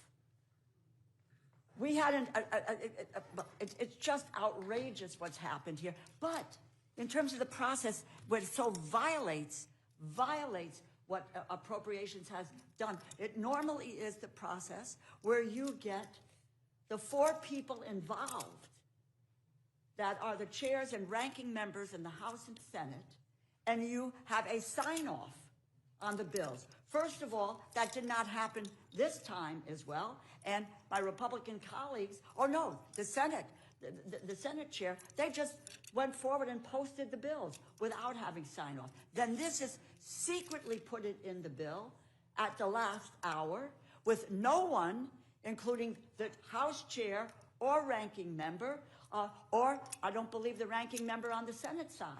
This was a sweetheart deal that was put in there that rips off the government and the people of this country. And Americans think that the system is stacked against them. And when it is. Republicans support giving payouts to senators in the millions of dollars, they can see why. But I'm going to give my Republican colleagues on this committee the opportunity to say this is not right. I will be offering an amendment to strip that entire section from the bill. We'll see what kind of courage the Republicans on this dais have. Now, I am the last Democrat to be able to ask questions, so I wanted to just give the ranking member an opportunity to see if there was anything else she wanted to raise in response to some of the other issues that... No, I thank the gentlelady very, very much. It's really been really incredible. And first of all, you know, everybody here is supportive of our veterans and so forth, and to if we really wanted to do something about taking care of our veterans and their health care, we would have, and you would have, dealt with the $51.7 billion in advance funding for our veterans through the Toxic Exposure Fund, which was done, by the way, in the Fiscal Responsibility Act several years ago, which we've done, and the ranking member of Milcon VA is here, and yet there is advance money for medical care, but for the Toxic Exposure Fund, the answer is no. Why? You want to help veterans? This leads to me, when I see that there's no commitment on the Toxic Exposure Fund. And what we do and what we have done in the past, it really is, we have done advanced funding over the years. And we did, and as I mentioned earlier in my comments, Ranking Member Wasserman Schultz, Chair Judge Carter, a full day of negotiations. Quite frankly, it was one of the bright, shining spots of bipartisanship we had in going through the appropriations process, but that has been left out of this bill. Do you really care about veterans? Let's make sure they're taken care of, because they get caught in the crosshairs of this madness that we are currently involved in. I would also like to just say that I'm really tired and, quite honestly, fed up. It is a lie, it is misinformation that we had to reopen the government in order for there to be SNAP benefits to go to families. $6 billion in a contingency fund, which we voted for. Read the bill, understand what you did in the bill, and know what you did. You passed it. And it was the president who decided he did not want to spend that money to feed people. He's taken it all the way to the Supreme Court to deprive people and kids. It's 16 million kids. It's 8 million seniors. It's 4 million people who are disabled and 1.2 million veterans. You want to care for your veterans? Care for your veterans? Make sure that that money in that contingency fund is outflowing tonight and going, and not let them claw back, telling states, get the money back that you have given out. What is wrong with this picture? And I just say, if Mr. Roy were here, I would tell him, which he needs to understand. He needs to understand. He talked about a buyout. The buyouts were offered using money that government simply did not have. They signed contracts, buyouts with money that the Congress had not yet appropriated. That is unlawful. There is a lawlessness about this administration, and particularly where it affects the Appropriations Committee. They have been doing it from day one, and I love being on the Appropriations Committee as chair, as ranking member, and I, by God, am not going to give up one single bit of power that the Appropriations Committee has in order to be able to carry out our mission. And that is the $1.7 trillion that we deal with every single year for the services that the American people depend on. That's what we should be doing. And the power of the purse.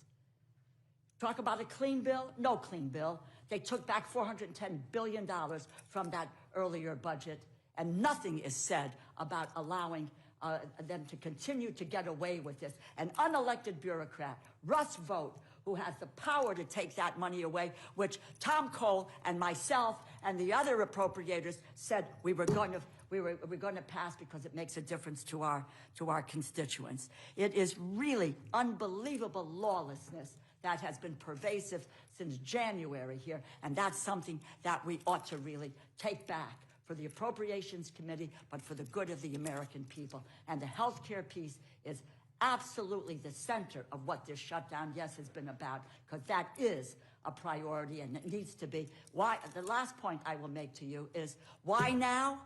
Why now? Because the enrollment period is underway. It started November 1st. Why now? Is because everybody's got the letter in their hand saying $2,000 a month, my insurance is going up. I can't afford $24,000 a year. Why now? Because by December 15th, they must make the first payment so that they can have health care insurance on January 1st. That's what we are fighting for, and I'll continue to fight that battle every step of the way, despite what the United States Senate did yesterday. Thank you very much, Ranking Member, and thank you for allowing me to ask that last question. And it is indeed a contrast in priorities. Prioritizing ballrooms and your bathroom, and whether you have marble or gilded gold, or providing the food that people need. Food and health care. To not distribute the money that Congress already sent over. And we should have had every Republican yelling at the White House to release those funds. And I did not hear them. This is I true don't know, colors Chairman, coming out. I don't know, Chairman, food and health care. if you went to your food banks, but we did, and it wasn't performative, Mr. Langworthy. It was because people are hungry, and that money was there, and Trump refused to release it, and that is a disgrace. It is immoral. It is against every principle of faith and clarity that I have ever learned. And with that, Thank you, Ms. I Leisure yield back. Fernandez. Mr. Scott, you're recognized. Thank you, Madam Chair. I too intend to talk about the Senate provision that they put in last night. I found out about it sometime around 9 o'clock. And I'll just be honest with you, Mr. Cole, I represent a lot of people that work for the federal government, Robins Air Force Base, Moody Air Force Base, USDA, I could go down the list. And I was very excited about coming back to Washington, D.C. to vote to open the government back up. And then when I saw what the Senate did last night, I'll be honest, I had a hard night.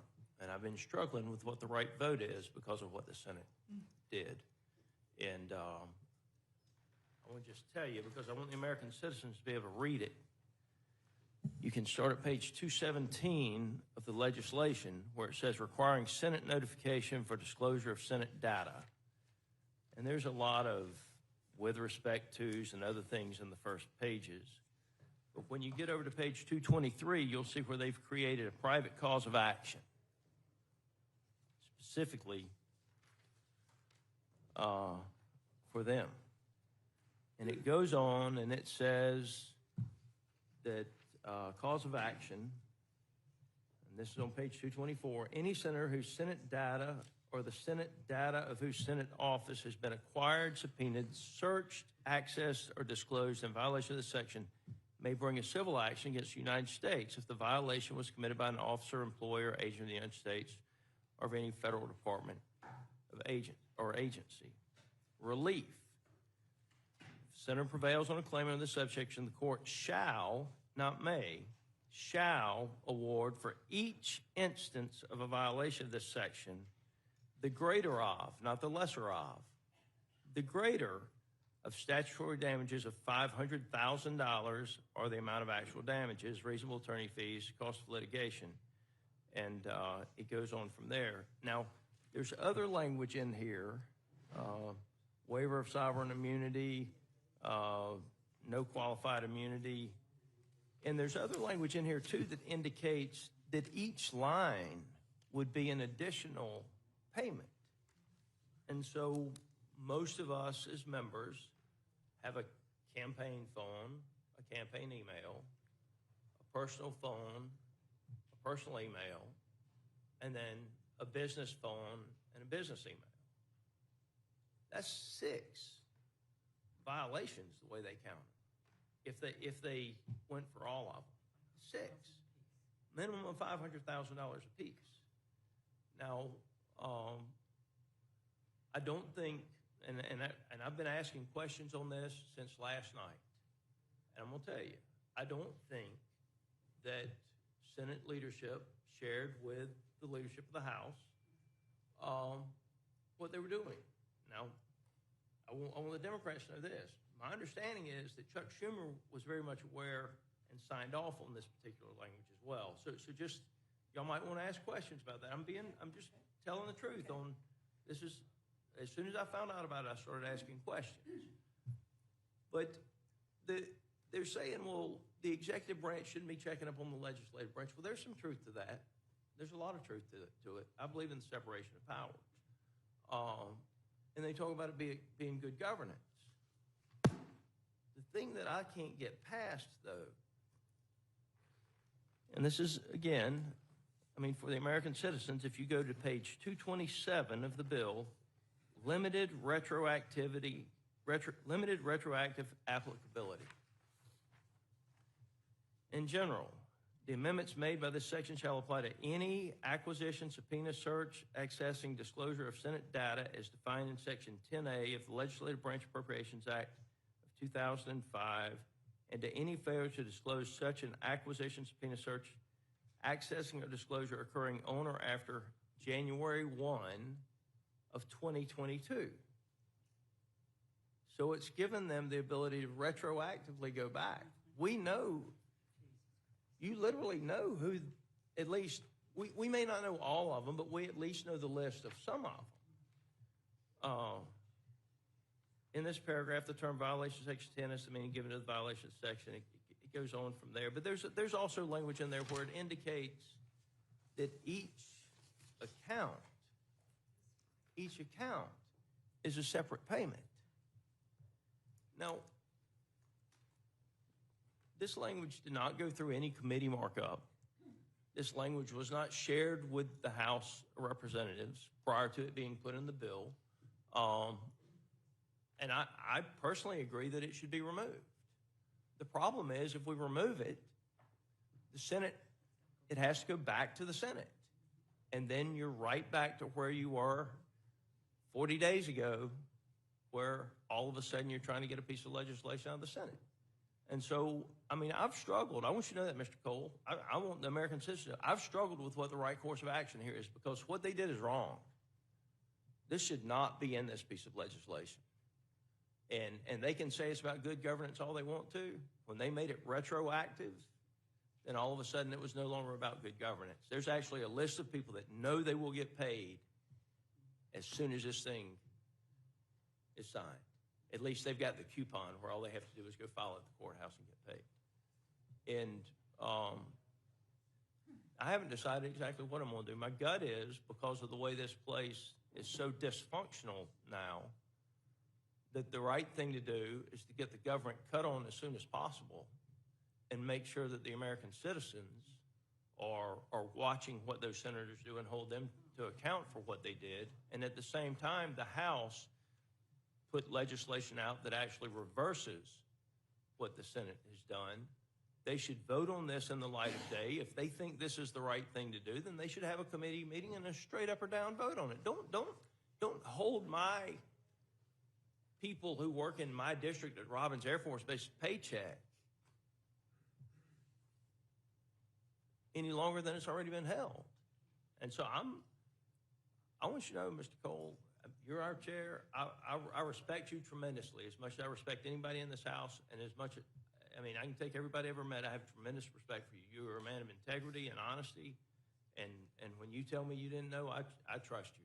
And when Mike Johnson, when I'm asking questions about it at 9 o'clock last night, I don't think our side knows. I think the Dems and the Republicans in the Senate knew that. I do. I want you to know that. And but this is,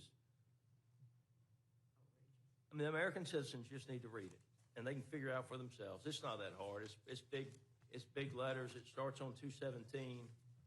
It ends on 228.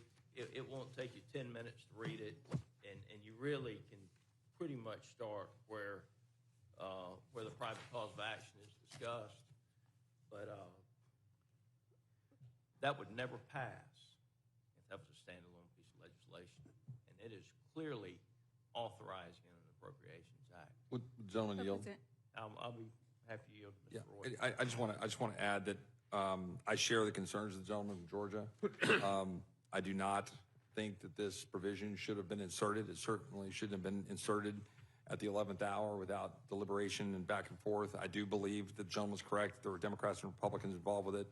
But I think there's going to be a lot of people, if they look and understand this, are going to see it as self-serving, self-dealing kind of stuff, and I don't think that's right. And I understand, I think some of the motivations were to try to target a DOJ that I think was fairly obviously abusing its authority and targeting United States senators, separation of powers concerns, all the things. We can debate all that, but we think it was pretty egregious, so I have no problem with the prospect of going after and trying to empower, even through private right of action, a way to go, because we do it in other contexts, consent decrees and other things, but the retroactive,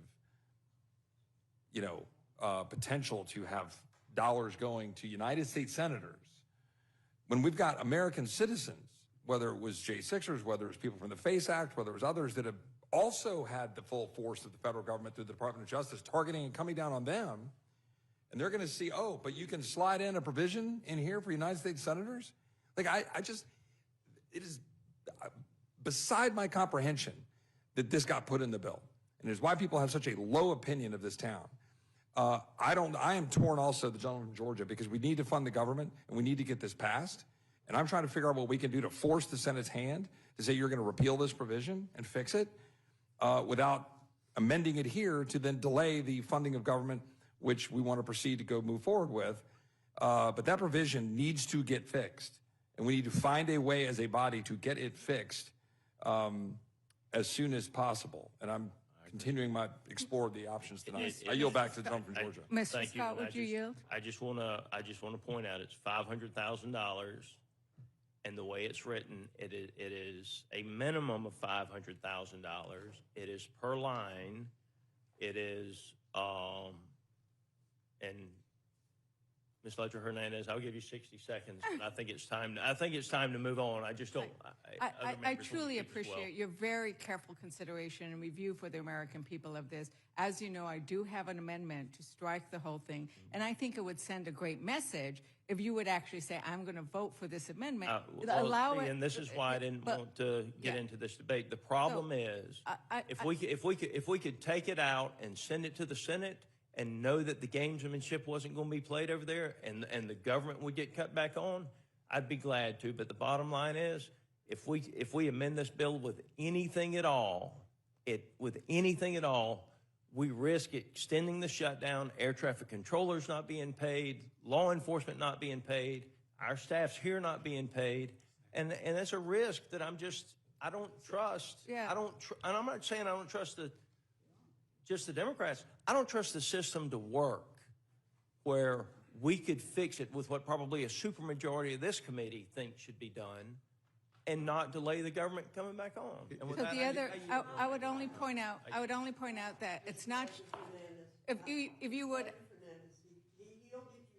I just wanted to finish, will you give me 15 seconds? Yes. So it says each violation, and so the violation isn't just each telephone, it's each time it's requested. So it could multiply much higher than that because it's by violation. That is my read as well. Yeah, we agree on that. Madam Chair? Madam Chair? I just want to state for the record, it's another reason why the House and the Senate should be in session during a shutdown. Maybe this could have been avoided. Thank you, Mr. McGovern. Thank you, Mr. Scott. Mr. Griffith, you're recognized. Thank you, Madam Chair. I, too, am very concerned about those sections. I will tell you, I've already made the decision that I will vote for this bill and not vote for any amendments because shutdown needs to end. It's been going on too long.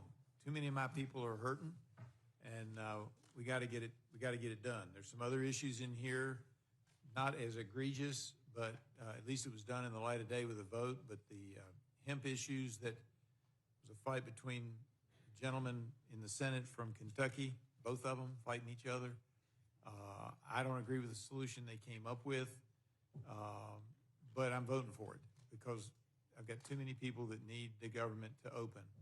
And therefore, notwithstanding, we're going to hear some great amendments, I'm sure, but I'm not voting for any of them because we need to get this thing done, and then we can start negotiating on other things. Now, Mr. Cole, Mr. Chairman, you've said this a couple times. I want to underline it because it's exciting for me to hear it coming from the Appropriations Chair. Because one of the things as now a longtime member of the Energy and Commerce Committee that drives us crazy is that people want to airdrop. This didn't just happen. This happens when we're here in session. It didn't happen because people weren't here. It happens all the time between the House and the Senate on bills that come out of appropriations. And you haven't done it, to the best of my knowledge, but they create programs that are never authorized by the authorizing committees. And you're absolutely right. When it comes to the premium enhanced tax credits or the enhanced premium tax credits, that's the jurisdiction of Energy and Commerce, Ways and Means, and Ed and Workforce. They overlap. Different pieces of it belong to each of those. And of course, the bill that they keep talking about, that they claim took all this money away, that came out of the Budget Committee. That didn't come out of Appropriations either, the reconciliation bill. And I just appreciate that you're recognizing that's not the proper jurisdiction.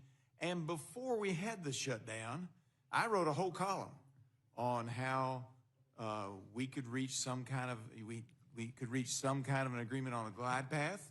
But I also pointed out in several, and I've had several columns where I've talked about this. I do a weekly column that we have 20% on the enhanced premium tax credits. We have what is pretty darn clear: 20% shadow enrollees. Now, if you will bear with me, Mr. Chairman, tell me if you disagree with this. What we see is normally in an insurance plan, you have 15% of the enrollees don't use their insurance in a given year. That's been for decades, and some years it may go up 0.2 or down 0.2, but it ran around that 15%. With the enhanced premium tax credits, we see 35% not using it.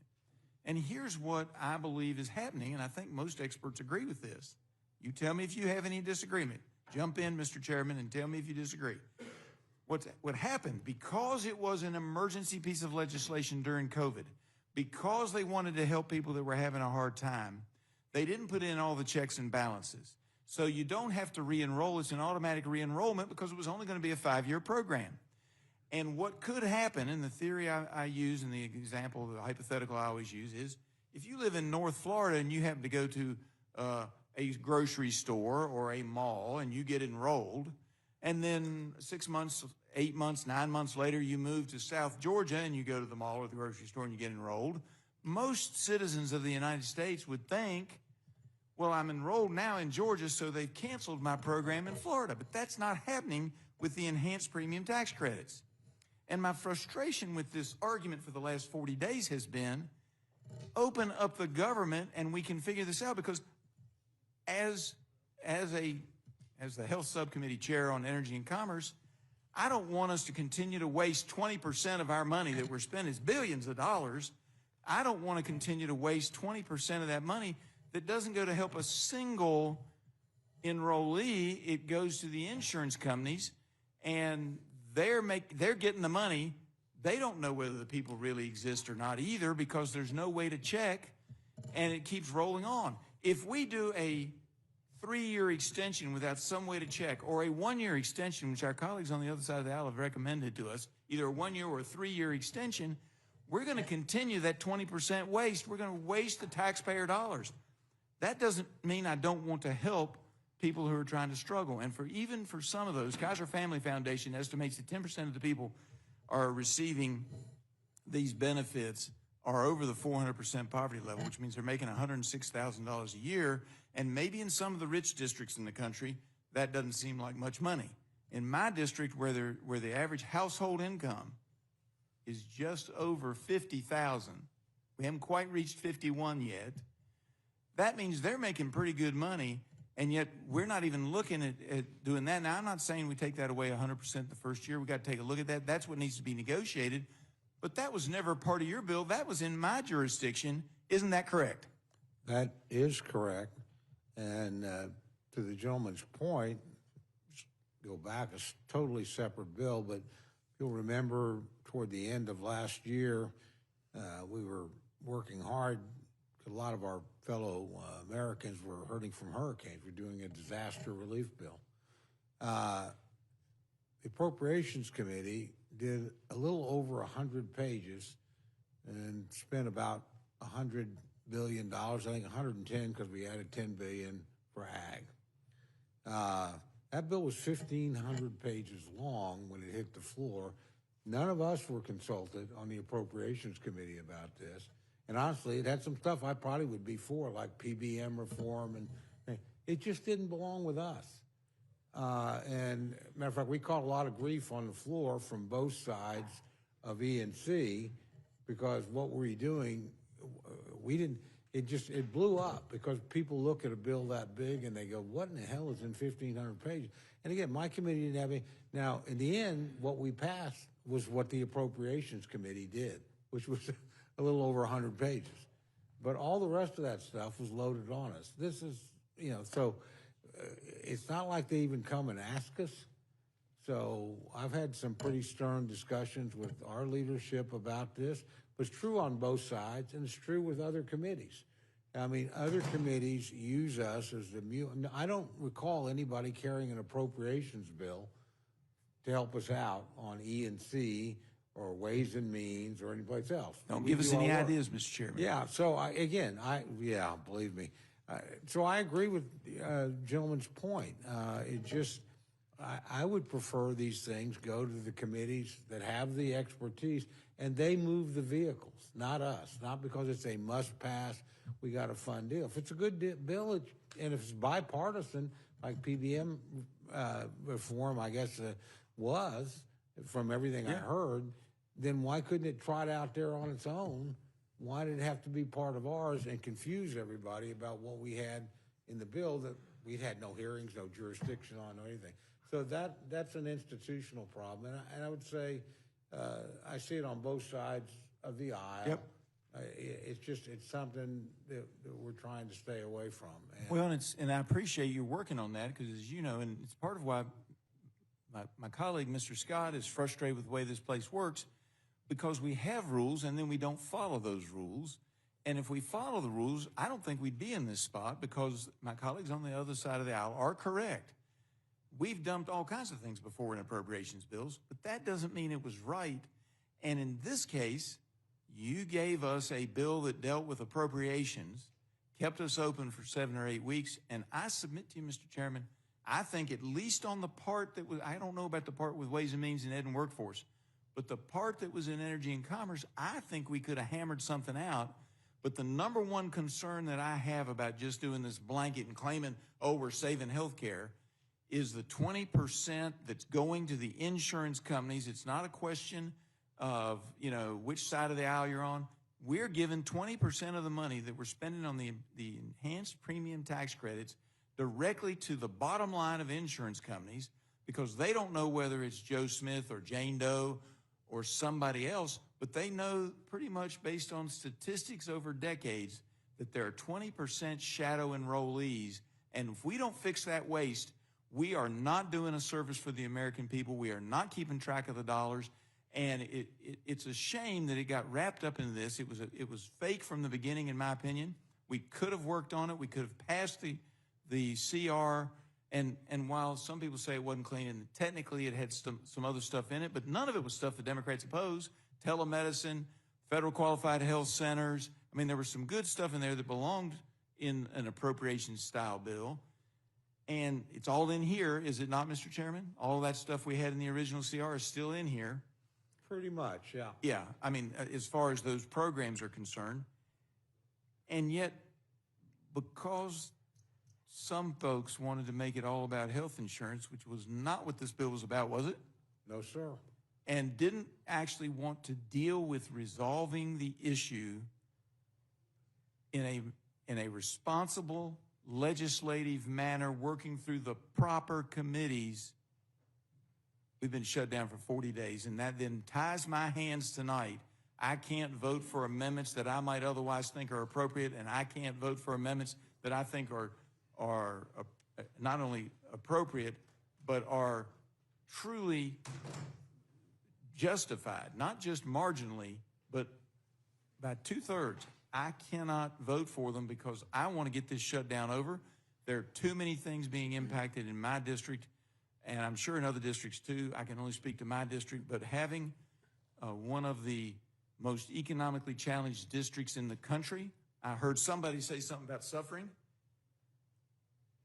I'm just going to tell you, I looked it up, and that individual said we had to have a little suffering. They're like 29th. I'm 409th out of 435 on household income.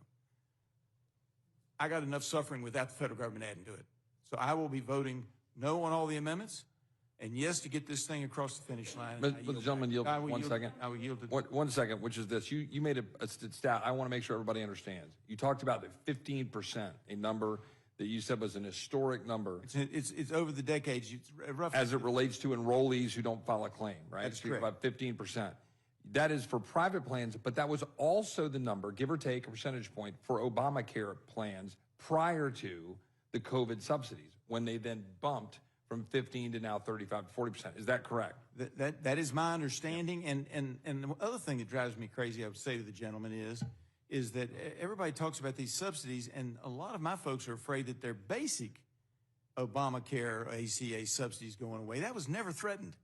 That was never in question. The only thing that's in question is the emergency program that was put in for a 5-year period that is the enhanced premium tax credit, not your basic ACA subsidies, the enhanced premium tax credit. With that, Madam Chair, I yield back. Thank you. Mr. Jack, you're recognized. Thank you, Chairwoman. And as the last thing between this panel and the amendment panel, I recognize that I will be brief. But I will say just from the outset, first I want to commend my colleagues' comments, and I want to commend the chairman's testimony. I also want to note, I'm proud that Congressman Langworthy noted that it is Veterans Day, and I want to note from the outset we have 79 veterans serving in the House, Republicans and Democrats, some of whom are in the room. We thank you for your service, and we thank the millions of Americans who served in our uniform for your service on this important day. Chairman, in closing, if you could just tie everything together from this hearing, the vote tomorrow, it's a binary choice to open the government or to prolong this shutdown. And we've talked a lot about what this bill actually does, and we've heard the other side comments on what they think it does. I want to give you a chance to close out and remind everybody what this bill principally does tomorrow. Well, thank you very much for the question, and I appreciate the attitude. And honestly, I won't say tonight's hearing made me miss the Rules Committee, but it does remind me how grateful I am to all of you on both sides of the aisle for what you do here. And I mean, that's true. Look, I think it is a pretty simple choice tomorrow. There are parts of every bill that I don't like. If I got to write everything, then love everything in it. If I didn't have to get things through the Senate, I'd probably, but basically this is about reopening the government. We got 3 bills that we broadly agree on. We don't agree on every single thing in them. There's certainly some things, but they were negotiated out mostly by the subcommittee chairs and ranking members. There were relatively few issues that went up to us. They're all either flat spending or slightly reduced. Those are 3 good bills, and in those 3 areas, they'll protect us from disruption of service for SNAP and WIC. They'll take care of our military construction. They'll make sure that the Capitol Hill police and our staffs and people get paid through September 30th. So that's actually a good start on the appropriations process. The CR buys us back the time and then a little bit more that I would argue we've wasted in the last several weeks. Gives us to January 30th. We'll try and negotiate another package of bills, maybe 2 or 3 more. I mean, that's something the 4 corners have to get together and decide, but we're ready to negotiate on all 12 bills, with 3 across the floor, all of them out of committee. We literally, once they're out of committee, we can negotiate. We know we didn't write the final version in the deal, and if you look at our bills, they're a lot different than sometimes characterized in the press. We're not as far apart from the Democrats or from the Senate as you might think. So we'll try and get those things done. We've got some really important bills there. Defense and labor aid, probably the 2 most important to get done. But this will give us the time to do that. I would say we've gone through this process, in my opinion. Others would have a different, because we're trying to deal with things have been dumped into the appropriations process that have nothing to do with it. I mean, we do not decide Medicaid. That is not our business or our wheelhouse. We do not decide the subsidy issues. Like everybody here, if you're on the relevant committee, then you're hands-on, and the rest of us have a vote when you produce a product and we go to the floor. So I'm going to have a vote on those things. They're dealt with. But you shouldn't be holding up. Neither side should. Both sides have done this over the years. So I don't, it's not like anybody's got clean hands here. But we've seen this enough. It doesn't work. You don't hold up the funding for the government to achieve an unrelated objective. We tried to do it with the repeal of Obamacare. It crashed and burned. Now, we were smart enough to get out of it in 16 days. I didn't think anybody would ever be dumb enough to go beyond 16 days. We're at 42 now. And then we tried to do it, really the administration tried to do it, over building the wall in 2018 and 19. Democrats tried to do it over DACA, didn't work. They're trying to do it now. Not going to work here either. This is just a bad strategy. Shutting down the government to achieve an unrelated objective is not likely to be successful. It has not been successful. If we pass this tomorrow, and it comes out of committee tonight, obviously you guys have the first decision, I think that hopefully puts another nail in the coffin, and we don't do this anymore.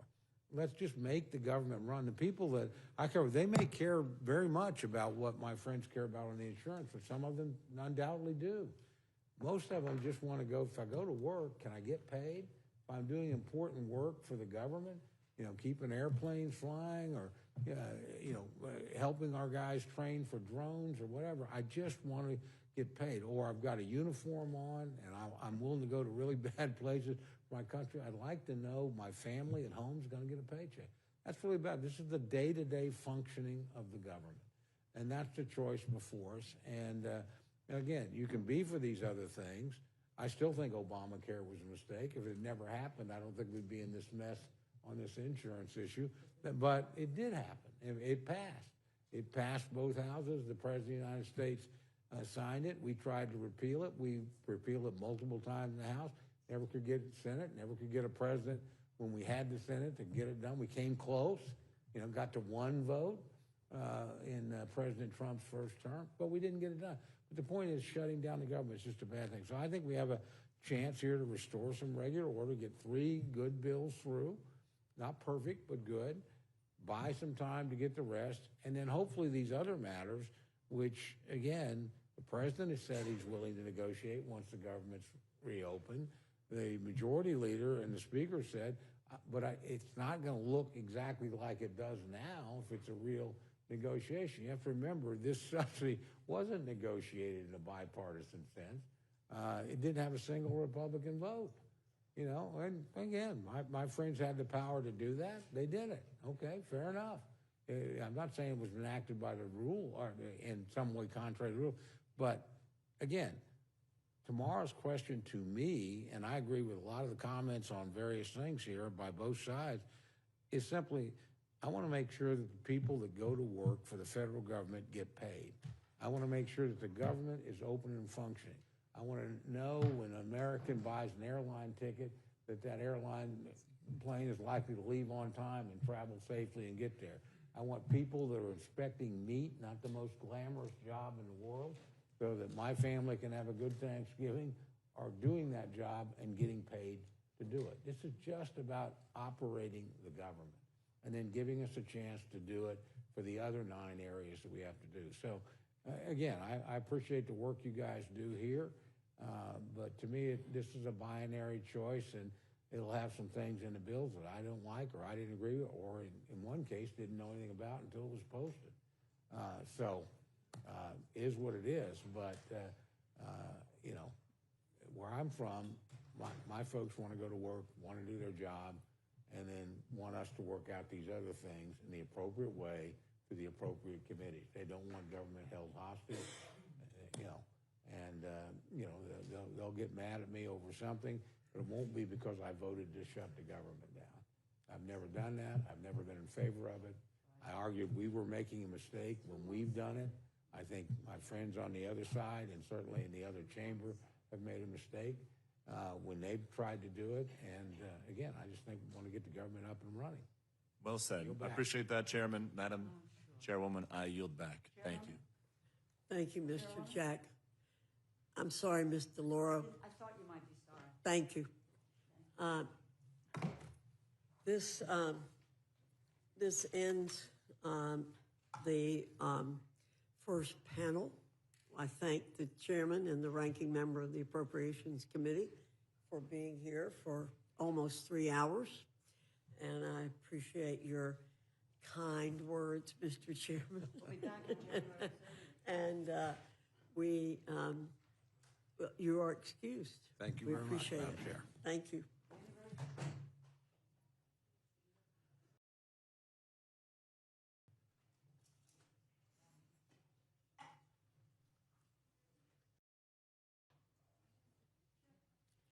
Leader Jeffries and Democratic Whip Clark, you're invited to the witness table.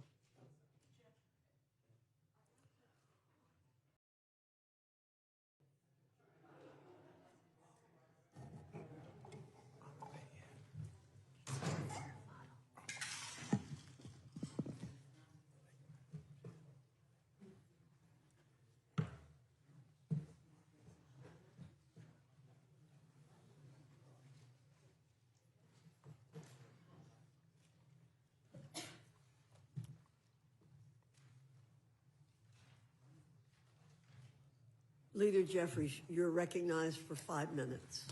Thank you, Madam Chair. And thank you to our ranking member, Jim McGovern, for the opportunity to testify before the Rules Committee on behalf of an amendment that Whip Catherine Clark and I are introducing that would extend the Affordable Care Act tax credits for 3 years. Millions of working class Americans all across this country are struggling from the high cost of living that exists in the United States of America. This country is too expensive. Now, Donald Trump and Republicans promised all throughout 2024 that costs were going to go down on day one. But costs aren't going down for the American people under Republican complete control of government. Costs are going up. Housing costs up. Grocery costs up, electricity bills through the roof. And now, because of the Republican refusal to extend the Affordable Care Act tax credits, tens of millions of Americans are about to experience dramatically increased premiums, co-pays, and deductibles. In some cases, everyday Americans, working class Americans, middle class Americans are going to see their premiums go up by $1,000 or $2,000 per month. We have an affordability crisis here in the United States of America, and Republicans continue to bury their heads in the sand. During the longest shutdown in American history, the Trump Republican shutdown, what we've seen repeatedly from our Republican colleagues who here in the House were on a taxpayer-funded vacation for more than 7 weeks, welcome back, is that Donald Trump has done everything but try to actually make life better for the American people. He somehow has found $40 billion to bail out his right-wing wannabe dictator buddy in Argentina, putting Argentina first, but not the American people first. And so Whip Clark and myself, on behalf of the House Democratic Caucus, believe that this amendment to extend the Affordable Care Act tax credits for tens of millions of hard-working American taxpayers is actually designed to put the American people first. And we're hopeful that our Republican colleagues will join us and abandon the reckless policies that you all have pursued in creating this Republican health care crisis, including but not limited to what Republicans did in your one big ugly bill, largest cut to Medicaid in American history, ripping health insurance away from at least 14 million people. Hospitals, nursing homes, and community-based health clinics all across the country, including in rural America, are closing because of Republican policies.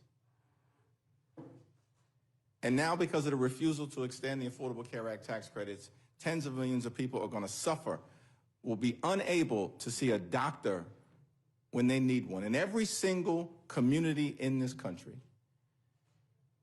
And so we respectfully urge all of our colleagues to support this amendment to extend the Affordable Care Act tax credits and support the American people. Thank you, Madam Chair. Thank you, Mr. Jeffries. Ms. Clark, you're recognized. Thank you, Madam Chair, Ranking Member McGovern, members of the committee. Thank you for having us.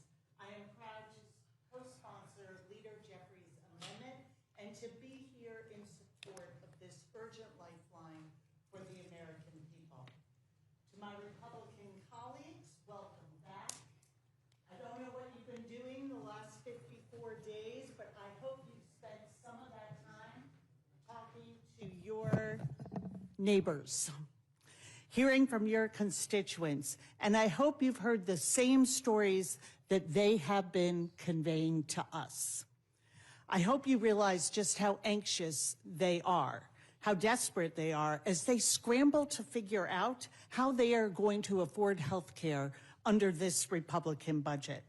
And I hope you got a chance to hear from the people who traveled to the United States Capitol trying to secure meetings with their Republican members of Congress.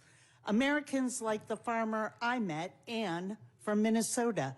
She's a soybean farmer, already suffering from the market disaster caused by Republican tariffs. Then she found out her local hospital was closing because of the Medicaid cuts in your budget. And now you're going after her ACA coverage. And by the way, 1 in 4 out of our farmers get their health care coverage through the ACA. You have sent her premiums skyrocketing, and I have heard this same story from small business owners, from gig workers, from parents, from people who live in your states. So what are we doing here today? You've already voted to dismantle Medicaid, the largest health care program in America, a program that covers 40% of all births in this country, 40% of children in this country, 40% of disabled people in this country. But you couldn't leave it there. Now you're going after the millions of families who get their coverage under the Affordable Care Act. And let's be clear about what that actually means, specifically to your own constituents. Let's take a couple making $88,000 a year. In each of your districts, that couple currently pays for Silver Plan $623 a month. It is by no means cheap. But here's what that couple will pay in 2026 if you vote yes on this budget. In Pendleton, New York, this couple will go from paying $623 to $1,160 per month. In Tifton, Georgia, they will pay $2,134 a month. In Greensboro, North Carolina, they will pay $2,300. In Rock Hill, South Carolina, they will pay $2,600. And in Fredericksburg, Texas, this middle-class couple will pay $3,000 every single month to get themselves some halfway decent health insurance. This budget will raise costs on people who voted for Donald Trump, people who believed him, who believed they're Republican members of Congress when they promised to lower their cost of living. And instead, they're being asked to spend up to $3,000 a month for ACA coverage. That's $36,000 a year before their deductible, before their copays. What a betrayal of a straightforward promise. But this is not a given. This does not have to happen to the American people. This is a choice. Democrats have been presenting off-ramps all year. We've been giving you a chance to reverse course day after day. Well, here's another. Here's another chance to do right by the people you represent, who believe in you and voted for you. I urge you, for the sake of the American people, to make Leader Jeffries' amendment extending the ACA tax credit for 3 years in order and bring it to the House floor for a vote. Thank you. Thank you. I'm going to defer my questions until the end when I see how many things need to be corrected that are being said. Mr. McGovern, I recognize. Well, I need to correct the record for some things that have been said, Madam Chair, with all due respect. First of all, with regard to the claims that my Republican friends can't vote for any amendments because somehow that will mean that the government shutdown will be prolonged, the Senate basically took a day and a half for them to do what they did. If we were to pass make any amendments in order in the Rules Committee, like getting rid of that slush fund for certain senators, the Senate Majority Leader Thune could call them back tonight. They say, be ready to vote tomorrow night. They could take care of that right away. So that's number one. Number two, my friends keep on talking about a democratic shutdown. In case anyone's watching here, I want to make this very, very clear. And I'm going to make it clear to my Republican friends, you control everything. You control the White House, you control the House, you control the Senate. So Democrats did not shut the government down. Republicans did by refusing to negotiate.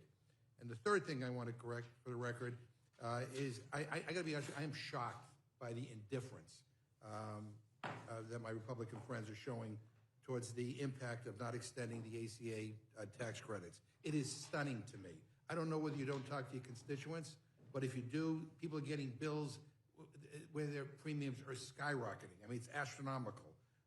And you knew about this well before the shutdown. You chose to do nothing. You chose to do nothing. You knew about it during the shutdown. You chose to do nothing, not even to want to sit down and negotiate. And now you know about it. I'm going to tell you right now, you refuse to act, you own this. You own this. And it's a cruel thing to do to the American people. Leader Jeffries, I want to get to the substance of your amendment, which I think is so important. But first, I want to ask you about something one of our Republican colleagues said in this hearing room just before you came in here. Earlier, I asked Chairman Cole a simple question. I said, do you think the House should have been here these last 8 weeks trying to pass appropriation bills? Because as you know, as Appropriations Chair, he still has not passed 9 out of 12 bills that need to pass by the end of the fiscal year, which was in September, by the way, to keep the government funding. So I pointed that out, and he gave this long, meandering non-answer, and he said something that stood out to me as odd, and it kind of shocked me, to be honest. And I went back and I looked at the transcript, and he said it was okay that we weren't here because, quote, there wasn't anything for us to do until the Senate acted, end quote. And I got to tell you, I'm shocked by that Republicans would say there wasn't anything for us to do. And can you talk about what the House should have been doing for the last 8 weeks on affordability, on health care, on grocery prices, on rent, on what looks like a war that might occur in the Caribbean, on the many things that people are looking for us to take action on? What would Democrats have done if we were in charge here? Well, I thank the distinguished gentleman from the Commonwealth of Massachusetts, and it's an incredible question. It was a stunning answer, given all of the problems that the American people are confronting right now throughout the country, beginning with the affordability crisis. The cost of living in America is far too high. The American people throughout the country just made that clear last Tuesday across the country, that they want to see action. Yet, for 7+ weeks, House Republicans saw fit to be on a taxpayer-funded vacation, missing in action, part of the witness protection program, doing nothing to make life better for the American people. That's extraordinary. And you got to wonder whether this was an order that was given by Donald Trump, who apparently has said that he's got 2 jobs. He's both the president and the Speaker of the House. His words, not mine. Donald Trump apparently doesn't believe that there's an affordability crisis. Said it himself. There is no affordability crisis in the United States of America. That's what Donald Trump, the top Republican in this country, says. So I guess it's no small wonder that the Republican chairman of the Appropriations Committee would say that there's nothing to do, because Republicans apparently don't think that there are problems in this country that should be dealt with, such that the House of Representatives should be in session. But as Democrats, our view is that we've got to lower the high cost of living. We've got to make life more affordable for everyday Americans who are suffering under crushing Republican policies. Costs haven't gone down. That was the day one promise. Costs have gone up. Inflation going in the wrong direction. Far too many people across this country working hard, playing by the rules, but cannot get ahead, are barely getting by, can't thrive, and can barely survive. This is in America, the wealthiest country in the history of the world. And Republicans have been out since September 19th. That's extraordinary. So there's a lot of work that needs to be done. Apparently, House Democrats are the only ones committed on a day-to-day, week-to-week, month-to-month basis to do the people's business. And our commitment remains to lower the high cost of living, to fix our broken healthcare system, starting by extending the Affordable Care Act tax credits to prevent tens of millions of people from experiencing unaffordable healthcare premiums skyrocketing through the roof that will either lead to medical bankruptcy or prevent them from being able to go see a doctor when they need one. Well, if I could go back to the issue of health care, just for the record, I mean, has Speaker Johnson promised a vote to extend the ACA tax credits to either of you? It's extraordinary that he hasn't indicated that there will be a vote one way or the other to address the Republican health care crisis. Now, our colleague from the great state of Georgia, Marjorie Taylor Greene, found it laughable that there's a Republican health care plan. She said she couldn't find it. She can't find it because it doesn't exist. Now, we know what the plan has been in the past. In terms of the Affordable Care Act, Republicans have tried to repeal it more than 70 times. over the last 15 years. And so we are just trying to get our Republican colleagues to take yes for an answer. We've said repeatedly, let's find a bipartisan path forward. Let's reopen the government. Let's make life better for the American people. But let's address the health care crisis that our Republican colleagues have created, and we can start by extending the Affordable Care Act tax credits. Has he talked to any of you about a pathway forward? I mean, has he engaged either of you on our leadership about how we might resolve this healthcare crisis? Absolutely not. And it is astounding when we have 60% of American families telling us they have a hard time affording the basics for their families.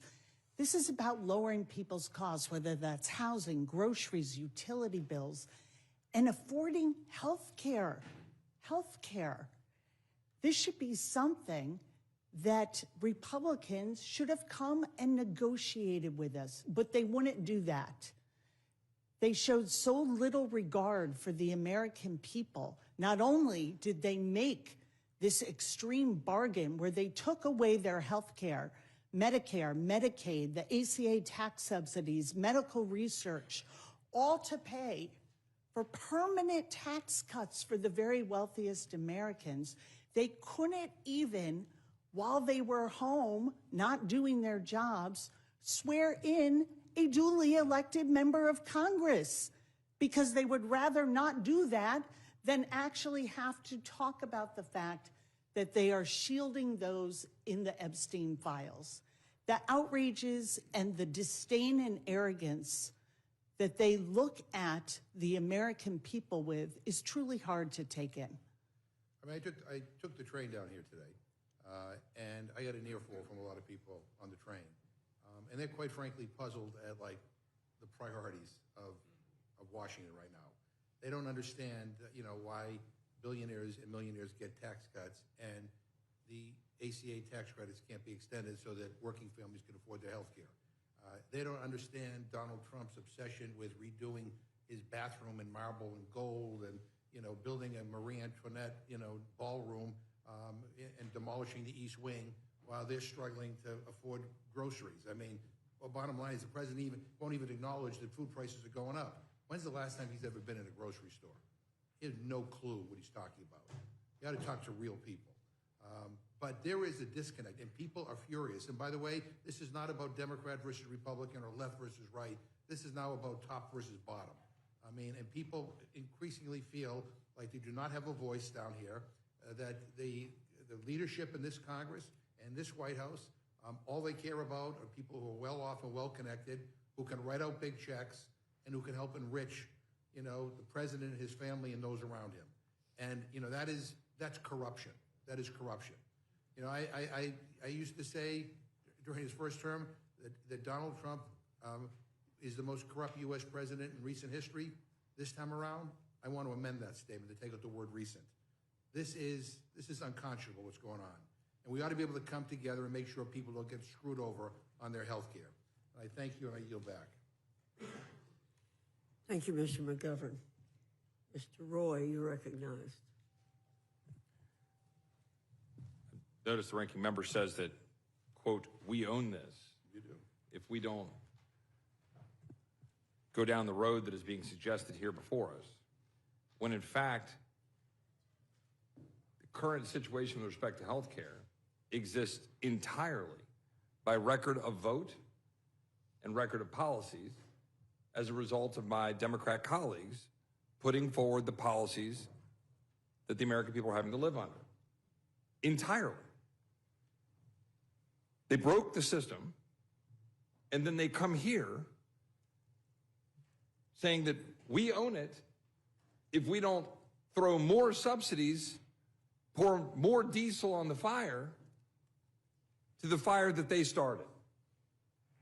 That's what's happening right now. That's what for the American people to understand. Insurance companies. Bail out Argentina. Insurance companies, 1,032% stock prices up since 2010. 448% up from 2013. 85% of the revenues for insurers come from the federal government. What my Democratic colleagues are proposing is an insurance company enrichment scheme. It's literally what they're doing, is printing money in the Treasury and giving it to insurance companies. That's their solution for healthcare. Enriching insurance companies that are the very people that are telling the American people which care they can get and not get. There's no chance for an American to go to the doctor of his or her choice. There's no chance for them to go get care. There was no chance for my constituent who lives near Fredericksburg, Texas, to go to MD Anderson to get care because she's on Obamacare, which can't go to MD Anderson.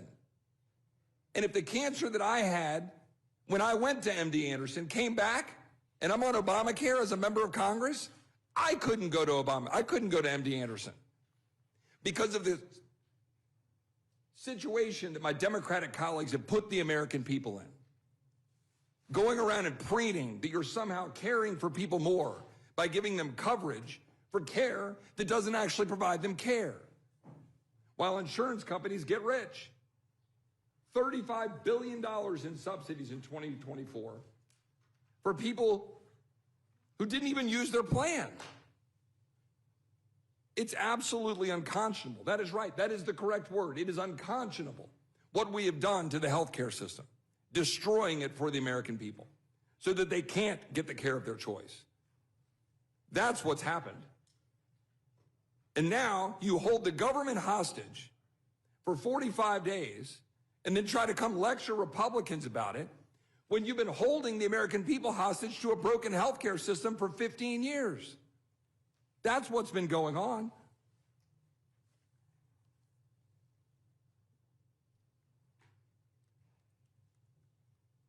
The fact is, Madam Chairman or Chairwoman, we are here today trying to proceed with, I think, reason with 3 appropriations bills combined with a continuing resolution through January.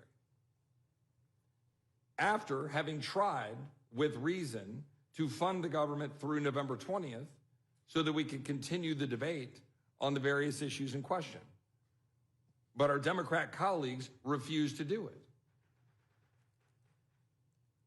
And so now we've got the opportunity in front of us to extend, fund government at current levels, roughly flat, trying to stave off the inflation that is the direct consequence of the massive amount of government funding that has been going on by both sides of the aisle, but heavily being promoted from my colleagues here on the other side of the aisle, who want us to throw another $1.5 trillion at it.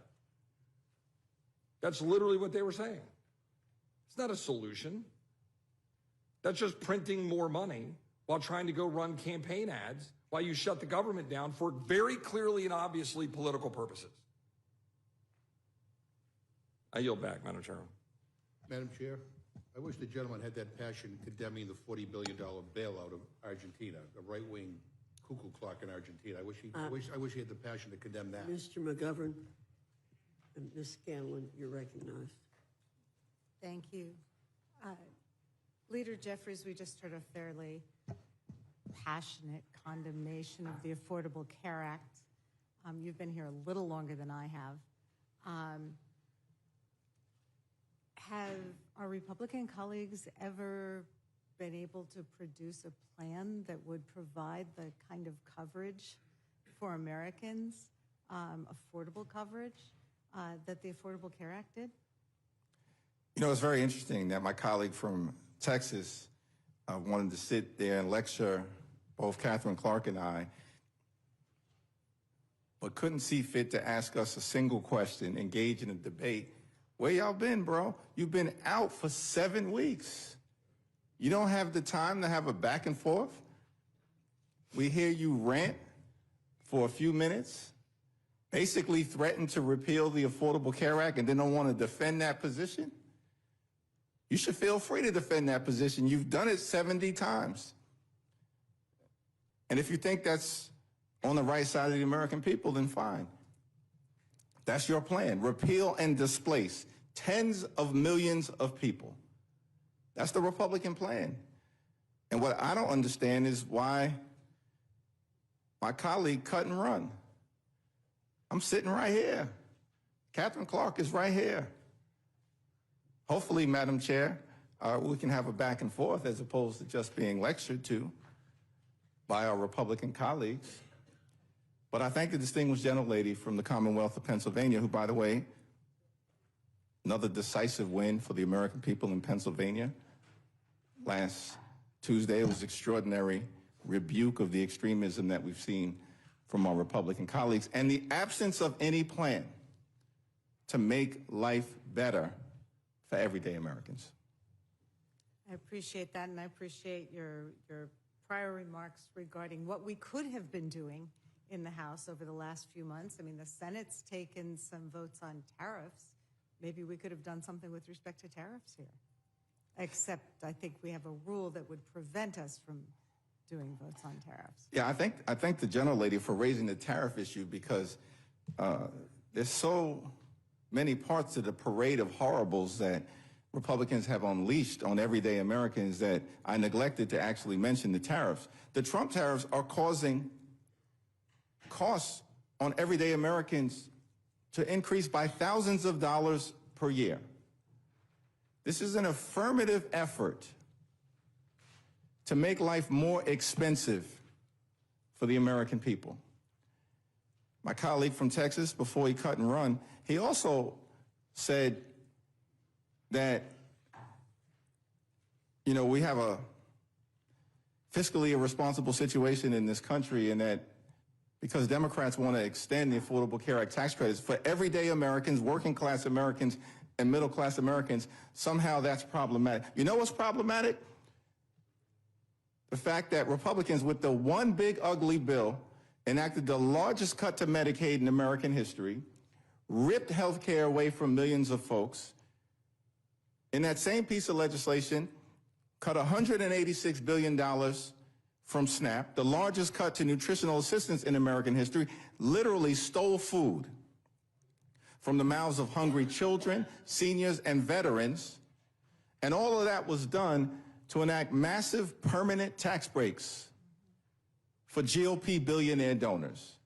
And in the process, as if that wasn't bad enough, skyrocketed the debt by trillions of dollars more per year, saddling our children and our grandchildren and making it more complicated for them to experience the American dream in their future. So we are not going to be lectured by anyone on the other side of the aisle about fiscal responsibility when the bill that you just passed jammed down the throats of the American people in a partisan way because Donald Trump ordered you to do it, is the most fiscally irresponsible piece of legislation ever in this country's history.